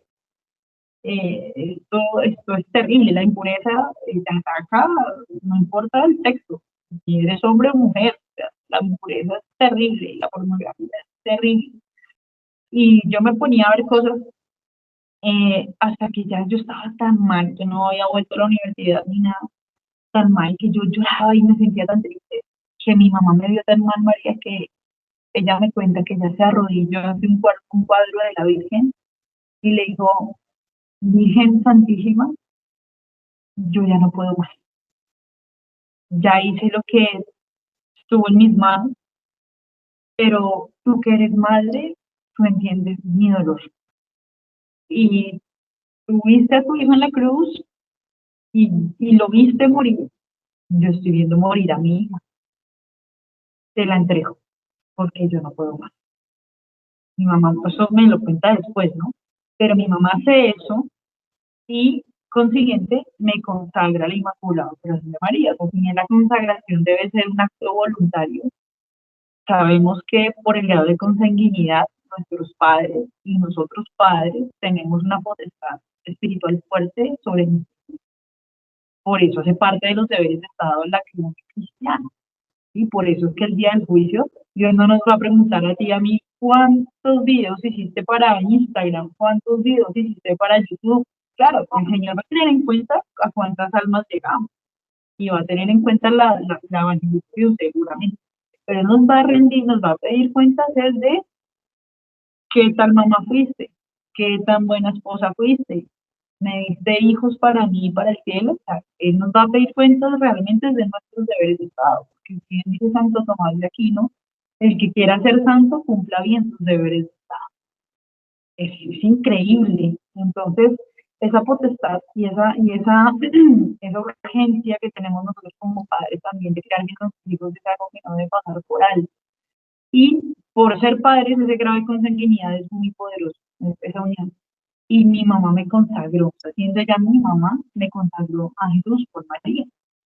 Entonces, pasa que esa consagración rinde frutos, porque yo estaba tan mal, que incluso antes de caer tan bajo, yo incluso llegué a trabajar, yo estoy de comunicación social, ¿no? De periodismo, y yo llegué a trabajar incluso con la farándula criolla en mi país, empecé a sumergirme también en ese medio en donde están los más reconocidos de las novelas, y entonces tú ibas también a los lugares donde se reúnen, entonces prepago va, prepago viene. Yo nunca fui prepago, por gracias a Dios, un ritmo de bodas, pero yo andaba con esos hombres de amiga, porque en donde iban ellos iba la cocaína gratis, entonces yo frecuentaba eso, ya conocía cierto tipo de gremio de personas. Trabajé en un canal totalmente progresista, en unas capsulitas de medios de comunicación de MTV Latam, y yo estuve como en ese medio, pero cuando yo ya aborté y demás, yo caí, o sea, yo ni siquiera esas cosas pude empezar a responder bien ni nada. Y pasa que mi mamá hace la consagración por mí y un día, encerrada en el cuarto, ahí, súper triste. Yo siento como una voz interior. Yo no soy de las de, ay, yo siento que Dios me dijo, que la Virgen me dijo, con todo respeto lo digo, porque tristemente estamos en la era de los pseudoprofetas, digo yo. Estamos en la era donde todos hablan con la Virgen María, todos hablan con Jesucristo, menos uno. Bueno, a mí no me habla por lo menos. Sí, entonces, yo nunca he sido partidaria del, yo siento, sé que Dios te revela cosas al corazón, a ti, a mí, pero nunca he sido, Dios me dijo, la Virgen me dijo, porque me da miedo, porque desconfío de mí, porque creo que como decía Santa Teresita, la mente es la loca de la casa, y una mujer es bien paranoico, entonces como que prefiero tomarme ese tipo de cosas con mucha calma. Pero algo interiormente, en ese momento, sin estar en gracia ni nada, sino en sumergir ese dolor, me dice, ve y te confiesa. Yo, ve y te confiesas. Yo recuerdo que yo estaba mirando, yo estaba drogada. O sea, imagínate al nivel que Dios es perfecto escribiendo renglones torcidos. O sea, mi esposo, además, mi esposo, además, ya purísimo, tenía como 50 y el esposo, él tiene un proceso de conversión muy fuerte, él fue drogadicto. Y él vio la grandeza de Dios en una alucinación que tuvo con un, imagínate. Y el proceso de conversión, no, el proceso de conversión de él es también durísimo, ¿sí? Pero voy al punto que no estoy diciendo, ay, droguémonos para que Dios nos hable. No, sino que digo que Dios es perfecto escribiendo renglones torcidos y Él nos ama tanto que donde sea Él se mete y se vale de cosas malas para hacer algo bueno y decirte, aquí estoy, o sea, te estoy buscando, o sea, déjate atrapar, hombre, yo no te necesito porque Dios no nos necesita, nosotros somos los que necesitamos de Él, pero nos busca porque Él dio la vida por nosotros y pues su sangre no debe ser en vano. Y en ese momento a mí me dice una voz súper tranquila, súper bonita, ve y te confiesa. Y yo, ok, se me quita la cuestión de estar drogada y yo llamo a mi mamá. Digo, mami, ven, y yo sube al cuarto y me dice, yo así como estaba preocupada en esa oscuridad, ese cuarto todo cerrado, me dice, ¿qué pasa? Y yo, mami, me quiero confesar. Entonces, perdón, es que algo se movió acá, re raro. ¿Demonio? No, se movió algo raro porque cuando yo estaba hablando y sonó algo raro por ahí, pero ya. Ay, no, ni digas, porque yo soy bien marica. A mí me ha fastidiado cuando yo me puse a hacer ayuno por 40 días, me empezaba a mover las cosas, como que para que deje de hacer penitencia, o sea. Ay, perdón, ya te interrumpí ya con esto de... ¿Pero qué te movió? Sí, no, me muevo como unos libros, yo tengo una biblioteca aquí atrás y como que se corrió algo, pero no te preocupes por la interrupción. O sea, de hecho, espérame, aprovechemos para también ver cancelación de las que es un amparo contra la maldad, contra el demonio. El primer libro es como rápidamente estamos. Y tú, se me olvidó. ¿Y tú qué? Y tuvo príncipe de la misión celestial, armado del poder divino, que quita al infierno a Satanás de todos los espíritus malignos para la perdición de las almas. Ya. Sí, no, yo te creo porque desde el primer día que yo tuve ese proceso, como que inició mi proceso de conversión en María, el padre me lo dijo, el padre me dijo, te la va a declarar. Y el ataque va a ser directo, porque estuviste tanto con él que él no se va a poner como bobada, es directo. Y a mí pasaba eso, me tiraban las cosas, se me paraban en el pecho, me levantaban la cama, ¡pah! Mi mamá todo lo veía. Pero pues ya no me da miedo, Aparte que este live es uno de los más guerreados que he tenido que hacer, te lo digo, ya. Tienes tu aceite en la mano, ¿no? Tienes tu aceite bendito en la mano. Ahí está. Te meto acá uno. Ahí por ser. Voy a dejar un live de 3 horas, qué vergüenza, una hora y 12. Entonces, bueno, te decía María que cuando ya me quiero confesar, mi mamá me dice como, ¿en serio? O sea, ella creyó que yo la estaba molestando. Yo, no, sí, es en serio. Entonces mi mamá fue como, ok, y fue muy bonito. Fue muy bonito porque yo no sabía todavía qué era eso, pero mi mamá me da como una guía de una lista de confesión de vida y yo empiezo a leer y de la nada empiezo a entender. Yo, yo decía, no, pues que todo lo que dice acá lo hice, o sea, yo decía, no, pero ¿dónde hay antes para anotar más cosas? Porque es que toda esa lista yo la tenía chulo, chulo, chulo, o sea, todo lo había cometido. Mi mamá me llevaba de un sacerdote y efectivamente, pues bueno, tengo una confesión de vida hermosísima. Ahí es cuando llega la luz a mi vida. ¿Sí? Me confieso, tanto así que no sé, no recuerdo si el padre lloró, pero era impresionado con todo lo que yo le estaba haciendo. O sea, era como, o sea, como ¿qué? O sea, hice esto, el aborto, los tatuajes, todo lo confesé. Y cuando ya obviamente estoy confesadita, pues, o sea, la parte más increíble que es cuando yo lloro es el momento de la absolución, y como que uno se arrodilla y con el poder que me confiere la iglesia, yo te absuelvo, O sea, eso fue una genkidama total. O sea, eso para mí, yo sentí que a mí me hubieran quitado María de encima un costal hiper mega pesado que había llevado durante tantos años. A veces a uno le dicen, bueno, que es que necesito un exorcismo. Claro, hay casos que necesitan exorcismos, que son delicados, pero el primer exorcismo es la confesión. O sea, la confesión por algo es un sacramento muy poderoso y es el exorcismo más poderoso, digo yo. O sea, yo, por ejemplo, actualmente yo procuro confesarme cada 8 días, cada 15 días máximo, procuro, porque uno peca todo el tiempo. Y no hablo como de satanizar, de que todo es pecado, de tener escrúpulos, no. Pero es que cuando también hay tentaciones, es ese polvo que nos deja avanzar a la santidad. Yo hasta las tentaciones las confieso, porque me ayudan. O sea, la verdad, la confesión ayuda hasta para eso, para vencer tentaciones, para despojarme, no, la confesión es magnífica. Y bueno, me confieso, salgo, mi mamá se pone a llorar, me abraza, no lo puede creer mi mamá, tú hablas con ella y ella siempre se conmueve, porque yo era un caso perdido, ¿vale? O sea, mi futuro era haber sido lesbiana, abortista, feminista, eh, estar en el infierno después de haberme quitado la vida, estar en un manicomio, y Dios me rescató.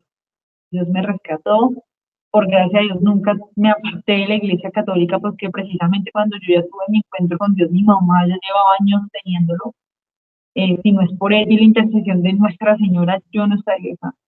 Y ahí inicia pues prácticamente mi vida cristiana practicante, pues o sea, católica, ¿no? En teoría todo católico debería ser practicante, ¿no? Pero resulta que no, es católico porque no practica. No, no eres católico, o sea, no eres católico. Así de simple, o sea, el que es católico va a misa no porque le toca, sino porque busca la salvación de tu alma, ¿no? Y eso requiere frecuentar los sacramentos. Pero pasa que empiezo a confesarme, empiezo a ir a misa, empiezo a hacer el rosario y tomo una decisión, no solo porque fue un sentir, sino porque la razón también me lo indicaba, y era que yo no debía volver a la universidad, yo no debía estar en ese lugar, en ese momento. Tal vez hoy en día si yo quiero estudiar, creo que Dios me ha dado el carácter y los medios para sostenerme en una universidad que son tan contaminadas. Creo que podría hacerlo, pero en ese momento no debía. ¿Era mi alma o era otra cosa? Y tomó la decisión de no volver a la universidad, que si bien fue muy costosa para mi papá y que estaba nada de terminar mi universidad. A mí nadie me obligó, nadie me dijo, no, es que si tú estudias, no sé qué, no, simplemente yo dije, no, no debo. Cojo a mi padre y le digo, papito, te amo, agradezco tus esfuerzos, pero antes que tu voluntad y la mía, está la voluntad de mi padre que está en los cielos y debo hacer otra cosa, pero yo a la universidad no voy. Y mi papá casi se enloquece. ¿Mm? O sea, fue como, pero como así, yo te he pagado esto, invertiste tanto tiempo, invertí tanto dinero, ¿qué vas a hacer con tu vida? Obviamente, una preocupación de papá, pero yo le digo, no, papá, no, no lo voy a hacer. Y pues, obviamente eso fue un boom, porque mi papá dijo, ¿cómo así? O sea, deja un programa de televisión donde está trabajando, deja amigos del medio, deja la universidad, que es una de las mejores de Colombia, de Colombia, a nivel internacional, por irse a una iglesia del barrio a rezar el rosario con 6 viejitas, que es esta locura. Así es Dios. Dios está en lo sencillo, es tan bello, es que es increíble. Y él, cuando te enamora. Cuando uno encuentra la verdad te encuentra y te atrapa. Ella no hay nada que hacer.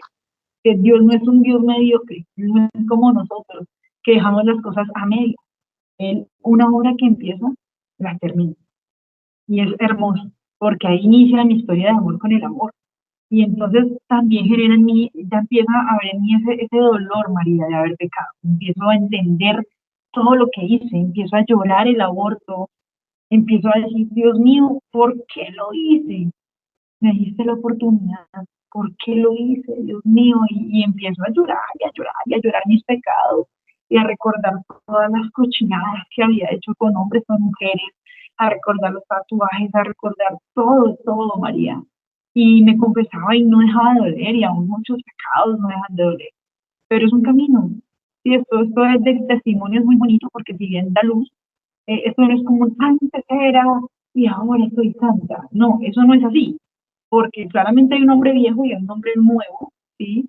Pero si bien seguimos siendo los mismos en cuanto a fragilidad, a pecadores, a, a miserables, a desagradecidos, y creo que aún así en el camino ya cristiano con conciencia de muchas cosas es mucho más difícil agradar a Dios porque ya hay conciencia de pecado, ya hay conciencia, entonces es más difícil sostener, pero Dios da la gracia, ¿verdad?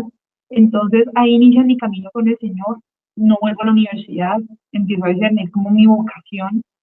Yo quería, que eso es algo que le pasa normalmente a todos, nos pasa en nuestro enamoramiento con Cristo. Yo quería ser religiosa, aunque yo todavía a veces digo, Dios no quiera, yo no envío de pronto, ¿por qué no?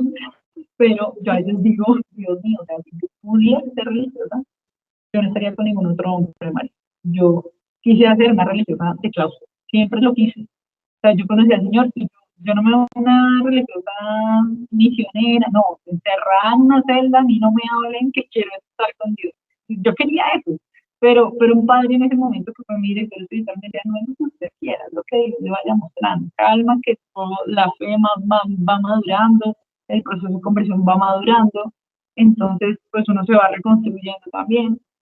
Y ahí inicia mi proceso, y pasa algo que también ya salgo, pues ya para finalizar y para no quitarle más tiempo a las personas, porque es un poco largo. No, ¿qué dices? Mucha cosa, que o sea, yo mucha cosa, todo lo que hice y todo lo que el Señor sigue haciendo es hermoso.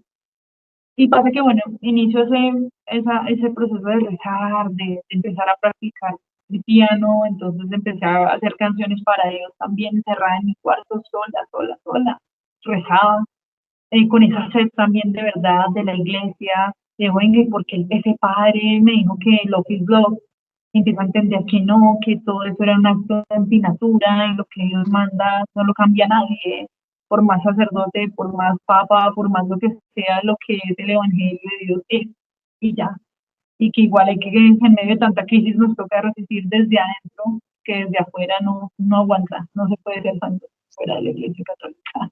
Entonces nos toca resistir muchas cosas, soportar muchas cosas. Pero empiezo con esa sed de leer, de averiguar. Y pasa un día que yo me dice, venga, vamos a una charla que va a haber un sacerdote que es muy bueno, que va a hablar de Halloween. ¿Sí? Pues porque un católico no debe aprobar esta fiesta satánica. A propósito, estamos ahorita entrando a octubre, que realmente es el Santo Rosario, que el pandemonio de Halloween es como su fiesta. Y el padre empieza a explicarme, y dice, mamá, vamos, yo listo, vamos. Y cuando el padre me ve, María, que es un padre que seguramente tiene sus dones, y es algo que yo aclaro, no todo sacerdote que tiene dones ¿sí? No todo sacerdote que ayuda a las almas, digamos, en cuanto a posesiones o cosas, no todo sacerdote con dones es un sacerdote exorcista, porque el exorcista, ¿sí? El exorcismo es un ministerio, y el sacerdote que ejerce ese ministerio es porque estudió para ejercerlo y porque tiene un permiso del obispo para ejercerlo. No todos son exorcistas. Un sacerdote que hace liberación no es un sacerdote exorcista. Es lo que nos han dicho, no es lo que yo pienso, es lo que dice la iglesia. Todo tiene un orden jerárquico y Dios es un Dios de orden y por algo la iglesia tiene unas reglas y un orden. Entonces pasa que ese sacerdote tenía sus dones y Dios me lo puso en el camino sin yo esperarlo. Porque claro, yo ya me había confesado, o sea, yo ya venía un tiempo en gracia, yo ya venía comulgando todos los días, haciendo ayuno, todo porque me nacía, estaba bien, pero obviamente ni había cosas raras, pero yo no sabía ni siquiera en ese momento. Hasta que cuando mi mamá me lleva al Padre me ve María y desde lejos le hace señas a mi mamá y yo no entendí. Él llegó, me saludó y solo me hizo así y yo me caigo al piso. Yo no me vas a decir por qué, pero él me toca y yo me caigo al piso y me empiezo a revolcar. Millie Rose, ahí tirada al lado de un árbol, revolcándome y, y mi mamá, y él muy prudente, porque es que claro, al demonio le encanta el show, ¿sí? La revolcadera, los gritos, eso le encanta al demonio, distraernos, ¿no? Llamar nuestra atención con novedades y babosadas. Pasa que cuando eso me ocurre, el padre hace un círculo y dice como a tres señoras que estaban acá, como hagan un círculo, sáquenla y ya, tranquilo todo. Yo estaba en el piso como revolcándome, no era que yo quisiera, sino que algo ahí hacía que yo me revolcara. Él me pone las manos, recuerdo que él me empieza a soplar, como, y yo sentía que me quemaba la piel. Cada vez que él soplaba, él invocaba al Espíritu Santo, y a mí me ardía la piel. Y él me vio mal, pero en un momento como que le dijo esas cosas, a ese demonio, esas cosas que me tenían a mí ahí como, espérense, o sea, quietos, y yo me calmé. Y él le dijo a mi mamá, le dijo, yo ahorita él sigue también tranquilo, y yo me levanto con una voz en el oído izquierdo, diciéndome, mátese, mátate, mátese. Y yo salí corriendo, yo me iba a tirar a bus. Y mi mamá me cogió con una señora, y yo, es que este sacerdote, bueno, de tantas, súper grosera, obviamente no era yo. Mi mamá, súper tranquila, me cogió y dijo, camine al salón, él va a dar la charla, tranquila. Yo entro, era un salón, era una capilla, era un salón, había una imagen de la Virgen, entonces tipo, como un escenario ahí, bueno, no sé. Y pasa que llego a este lugar y con las imágenes, eso es un ataque, me lo explicaba un padre exorcista, que esos ataques son obsesivos, son ese tipo de ataques son obsesivos. Cuando te empiezas a tener como imaginaciones o visiones con cosas de impureza y cosas, o sea, como aberraciones con las imágenes, con la Virgen, con el crucifijo, a mí me pasaba, y sé que a muchos, bueno, no sé, pero a mí me pasaba y sé que a varios les pasa, pero es un ataque objetivo del demonio, para turbarte, para desestabilizarte.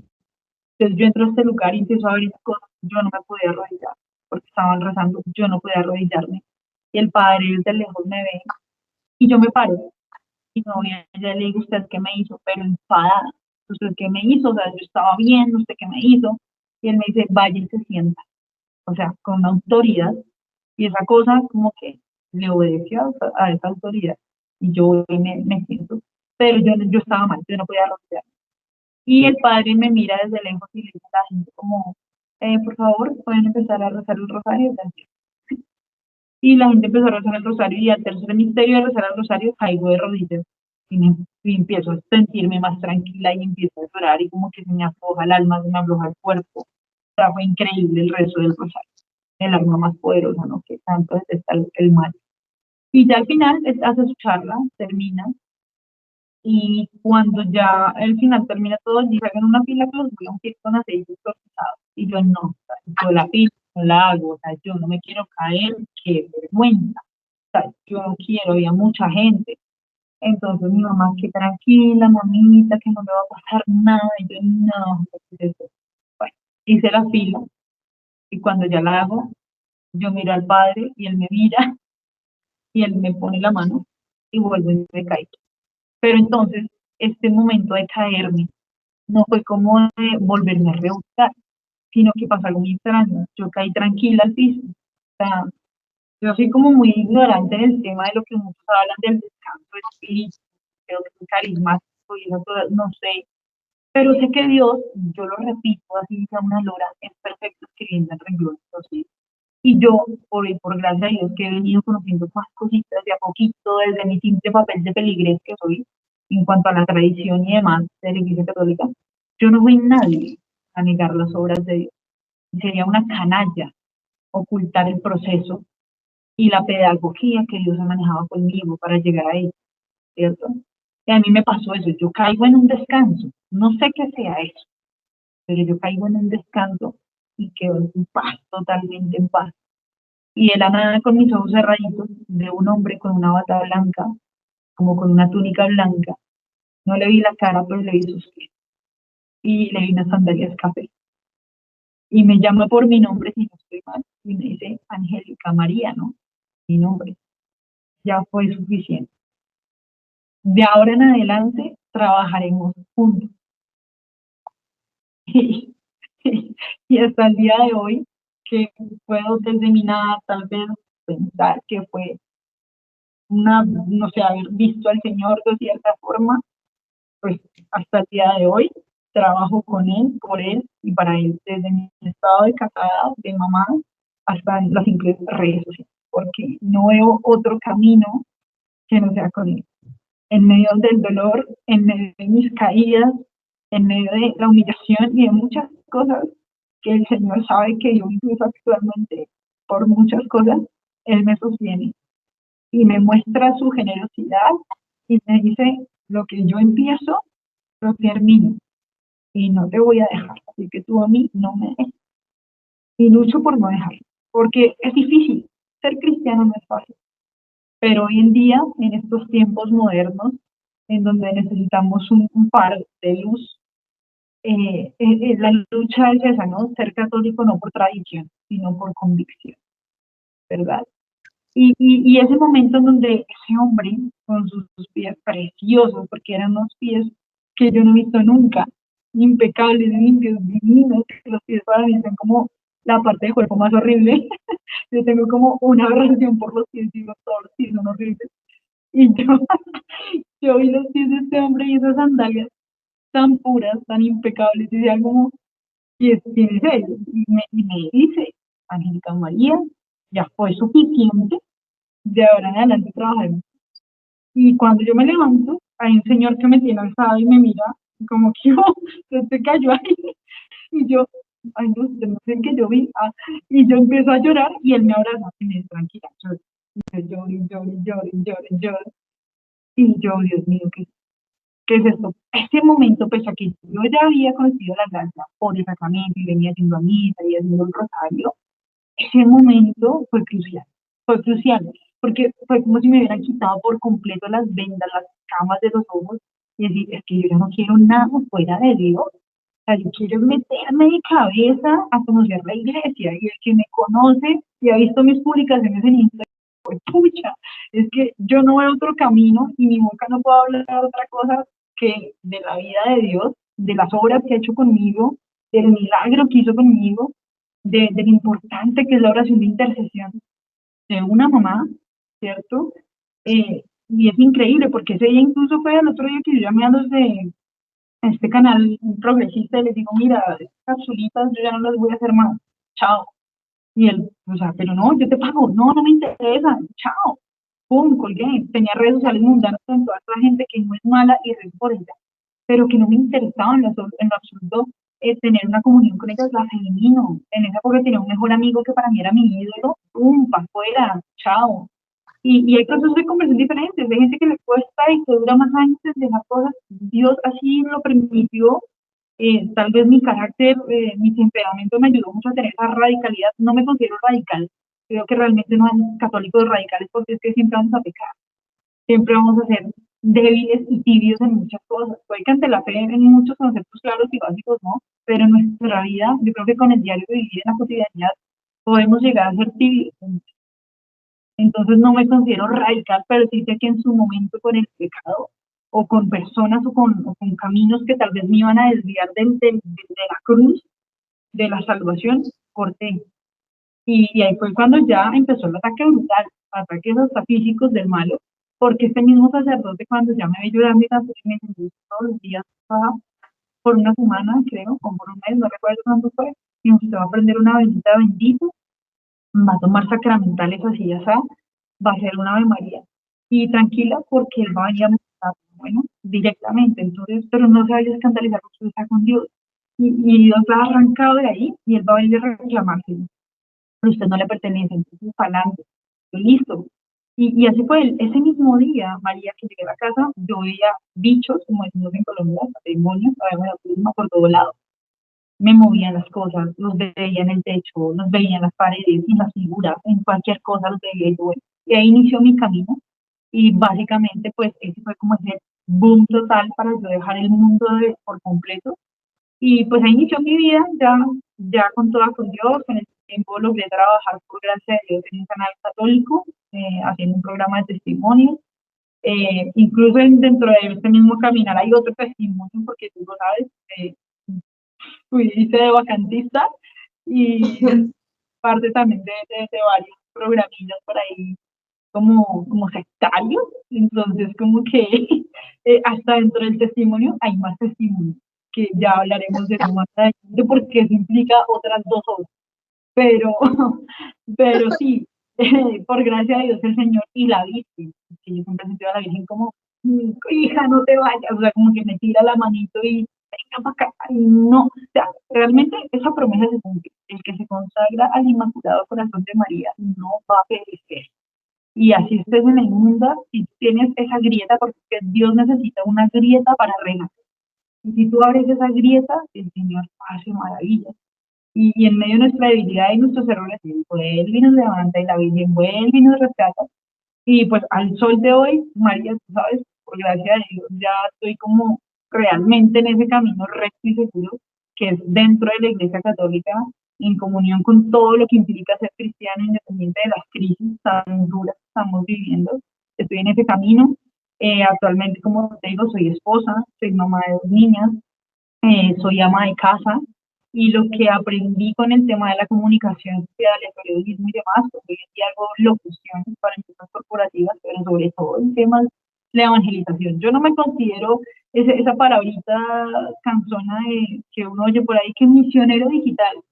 Ni misionero, ni influencer, ni nada de esas vainas a mí me gusta. Yo simplemente me considero una simple feligrés que conoce cosas pocas por gracia inmerecida de Dios, que intenta día a día en Instagram, ahora en YouTube y en un podcast, compartir lo que realmente se hace el depósito de un fidei, lo que implica conocer el depósito de la fe, la tradición, el magisterio y las sagradas escrituras, todo desde la visión de los padres de la iglesia. A eso me dedico, a tratar de usar los dones o cosas que llegué a aprender en esta carrera para el servicio de Dios, para el bien de las almas. Y también pues con el tema de la evangelización de la inteligencia, tengo un emprendimiento que se llama Santiago Apóstol Ciencia Católica, en donde vendo libros que son, antes de ser publicados, son rigurosamente estudiados por sacerdotes tradicionales para garantizarle al cielo una lectura sana, doctrinalmente hablando, o sea, una lectura que no va a tener tintes modernistas, ni protestantes, ni de nueva era, sino son lecturas escritas en su mayoría por intelectuales de la iglesia, santos, entonces no hay pierde. Entonces me dedico a cumplir mis deberes de Estado, a evangelizar en lo que puedo y en la medida que puedo por redes, por ahí, y pues a vender libros. Ay, qué maravilloso, Angélica. La verdad es que gloria a Dios, porque Dios es misericordioso. O sea, y cuando, o sea, como tú nos dices, ¿no? Cuando uno busca, o sea, cuando uno está arrepentido, y porque en realidad tu camino Dios ya lo tenía trazado, ¿no? Y todo lo que has pasado, que obviamente son cosas muy traumáticas, ¿no? Pues Dios, con el tiempo, me imagino que te ha ido sanando, ¿no? Ahora tienes 2 hijas, ¿no? 2 hijas, Él te sana esas heridas porque tú lo buscas, tú lo recibes, y has dicho algo muy importante que en estos tiempos, que es la confesión general, la confesión esa de toda la vida. Con eso te sacas, como tú dijiste, todo ese peso que tenías de encima, Y aparte de tu confesión general que hiciste, es que eres de confesión seguida, ¿no? Me dices que cada 9 días te vas a, 9, 10 días te vas a confesar, pues eso es bastante bueno porque es la única forma de poder mantenernos en gracia, ¿no? Sobre todo porque el demonio, no sé si a ti te pasa, pero te puede traer cosas de tu pasado para tentarte, para tentarte de diversas formas, ¿no? Ya sea en caer en esa tentación o en hacerte sentir culpable o en hiciste esto, no debiste hacer esto, ¿entiendes? Entonces, realmente me imagino que debes también ser de Eucaristía frecuente, ¿no? Y que eso es lo que te debe mantener. Y en este momento, y lo tengo que reconocer, me cuesta mucho ir a misa diaria, no porque no quiera. De hecho, como que donde estamos con mi familia estamos súper bien. Pero yo le digo, y tenemos una iglesia cerca, pero no hacen misa diaria. Allá tristemente no hacen misa diaria. Ya no es como que 3, 4 misas en el día y que no puede, no. Solo hacen misa a las 6 de la mañana y ya. O 6 de la tarde, y en ese lapso de tiempo mi esposo trabaja y yo estoy con mis 2 niñas que son bebés, o sea, la mayor tiene 4 años y la otra chiquita tiene 11 meses. Entonces, María Guadalupe y Fátima Lucía de Jesús necesitan de mí 24/7. Y a veces digo, Dios mío, quiero, y el Señor en medio también de eso me dice, tranquila, o sea, yo entiendo, yo lo sé, es casi imposible, tú estás cumpliendo un deber de Estado, y Él lo entiende y Él suple, es hermoso, Él suple. Pero claro, yo trato lo más frecuente de ir a misa y de comulgar, porque es que si no comulgamos, imagínate, es muy complicado. Y perdóname, algún paréntesis, María, que de pronto no lo mencioné en la presentación, era más que posesión en el título, sí, pues yo ya lo había dicho a grosso modo, yo tuve una posesión demoníaca, primero por los tatuajes, por algunos tatuajes que tengo de los 16, por la intención con la que me los hice y por lo que significa, ¿verdad? Por eso tuve posesión demoníaca, fue mi experiencia, no sé si sea la de todos los tatuados del mundo, pero en mi experiencia tuve posesión demoníaca por eso, sumado a eso también por el aborto. El padre exorcista, que era un exorcista de los miembros del Vaticano, que hace aquí en Colombia exorcismos con permiso del obispo, me decía el 99.9% de las mujeres que abortan quedan posesas. Entonces yo quedé posesa por algunos de mis tatuajes, por el aborto y también por abrirle puertas como al vampirismo, que es una rama del satanismo, por todo lo de la música, el gusto a la autoflagelación y demás, de haber jugado con mi sangre y muchas cosas, eso también abrió puertas, pero para que la gente sepa, por gracia de Dios, eso ya quedó sellado, o sea, que ya quedó sano. Obviamente, cuando tú vuelves a pecar y muchas cosas, pues obviamente no estoy diciendo que vayan a quedar posesos, pero es una lucha constante el tema de purificar, de estar en esa constante purificación con la confesión, con la misa, la comunión, pero ya el tema de esa posesión, pues digamos que quedó saldado por el tema de este padre. Claro, o sea, eso fue como una liberación, o sea, fue como un exorcismo que te hizo. No, fue el exorcismo, el rito del exorcismo. El rito del exorcismo. exorcismo. Sí, exacto. Sí, porque una cosa es liberación y otra cosa es el exorcismo. Liberación, lo que te decía ahorita, los que imponen manos, tienen dones, tal vez pasan cosas sobrenaturales allí, pues Dios lo permite y Dios da dones. Yo no sé quién para decir que eso no es real. O sea, Dios da dones y allá Dios y él. Pero algo que deja la iglesia es el ministerio del exorcismo. Y para hacer un exorcismo no es con palabras, imponer manos y orar. No, el exorcismo, para hacer, o sea, el rito viene en un libro. Haz de cuenta como la iglesia, el misal romano o cualquier misal, el rito del exorcismo tiene un libro súper gordito. Entonces él me dijo, se sienta, que vamos a hacer algo. Y yo, este libro que es, me dijo, vamos a hacer un rito. Y yo, ¿cuál rito? El rito del exorcismo. Entonces lo que hizo a mí fue el rito del exorcismo y eso muy duro de vivir, muy. Claro, yo recuerdo haber escuchado esto de sacerdotes que hablaban, de exorcistas, que hablaban de que, como tú dices, ¿no? Hacerse tatuajes, los tatuajes y el aborto son como una consagración al demonio, ¿no? Algo así. Pero qué maravilloso que hayas podido, pues, recibir ese exorcismo en su momento, hayas podido realmente liberarte de eso, ¿no? Por medio del rito del exorcismo, y que Dios realmente haya podido entrar en tu vida de tal forma que ahora te dedicas a las cosas de Dios. Es que para eso te quería. Para eso te quería. Y queda pendiente, Angélica, ese siguiente programa, que esperemos no tener complicaciones como hoy, que ha sido, te juro que de todo, de todo.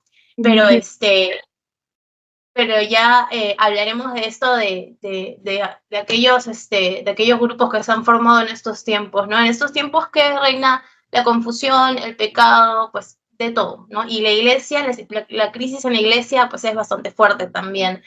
Entonces, yo te quería agradecer, Angélica, porque realmente yo ya había escuchado tu testimonio antes, tú sabes, y no me canso de escucharlo porque realmente este tipo de testimonios, o sea, ayuda demasiado a la gente. Ayuda no solamente a buscar ese camino a Dios, al sentir que de repente, a pesar de todo lo que he hecho, Dios me va a perdonar, porque Él es misericordioso, siempre y cuando yo esté arrepentida y esté dispuesta a no seguir en el pecado, ¿no? Entonces, tu testimonio realmente, pues, mientras más gente llegue, pues, bendito sea Dios. Bendito sea Dios, Mari, gracias a ti por la invitación. Me disculpo por lo tan largo. Uno a veces pierde la noción de la grandeza de lo que hace, porque digo, uy, el testimonio otra vez, muy voy a aburrir a las personas con lo mismo, pero no, siempre llegan almitas nuevas, como tú dices, y bueno, si de algo sirve para las almas y sobre todo para darle gloria al Señor, pues bendito sea Dios. Y gracias a ti por la evangelización que haces. Gracias por tu apostolado, por tu canal de YouTube, por haberme hablado, por haberme invitado. Es un gusto poder conocerte, hablar, que sigamos así súper en contacto. Y pues nada, obviamente queda pendiente el otro live de esta experiencia y este otro mini testimonio que pude vivir incluso dentro de la fe, de haber caído ignorante e inocentemente en este tipo de sectas católicas que se apartan de ese camino y recto seguro del que habla San Francisco de Sales, que es estar dentro de la iglesia. Entonces, que quede pendiente de eso y gracias a ti, Dios te bendiga y siga bendiciendo tu apostolado, María. Muchísimas gracias, Angélica. Muchísimas gracias también a las personas que, bueno, estaban esperando este video. Compártanlo, por favor. Denle like, sigan a Angélica en sus redes sociales. No se olviden, la pueden encontrar como Angélica de Fletcher, oye, ¿cómo lo escribió acá? De Fletcher, ¿no? Angélica de Fletcher en Instagram, tu tienda virtual San Pablo, ¿no? Santiago Apóstol, tienda católica. Y en tu canal de YouTube vas a empezar vas a continuar, estás continuando ya con tus videos, ¿no? Sí, yo tengo ese canal hace como 3 años, hice un par de videos, pero voy a empezar a generar contenido ahí, que va a estar igual en Spotify, con el tema del podcast que se llama Depositum Fidei. La idea es que todas las redes sociales, lo que es Instagram, Spotify y YouTube, queden unificados en el nombre como Depositum Fidei, y ya pues Santiago Apóstol es aparte, ¿no? Ese es el emprendimiento, pero básicamente me van a poder encontrar con Depositum Fidei en latín, en lo que es en Instagram, en YouTube y en Spotify. Perfecto, perfecto. Entonces ya para que todos estén pendientes de tus publicaciones. Muchísimas gracias, Angélica, nuevamente, y gracias a todos por ver este video. Que Dios les bendiga mucho y la Santísima Virgen les cubra a todos con su manto protector. Amén. Así sea. Gracias, María. Un abrazo. Chao, chao. Gracias. La palabra del Señor.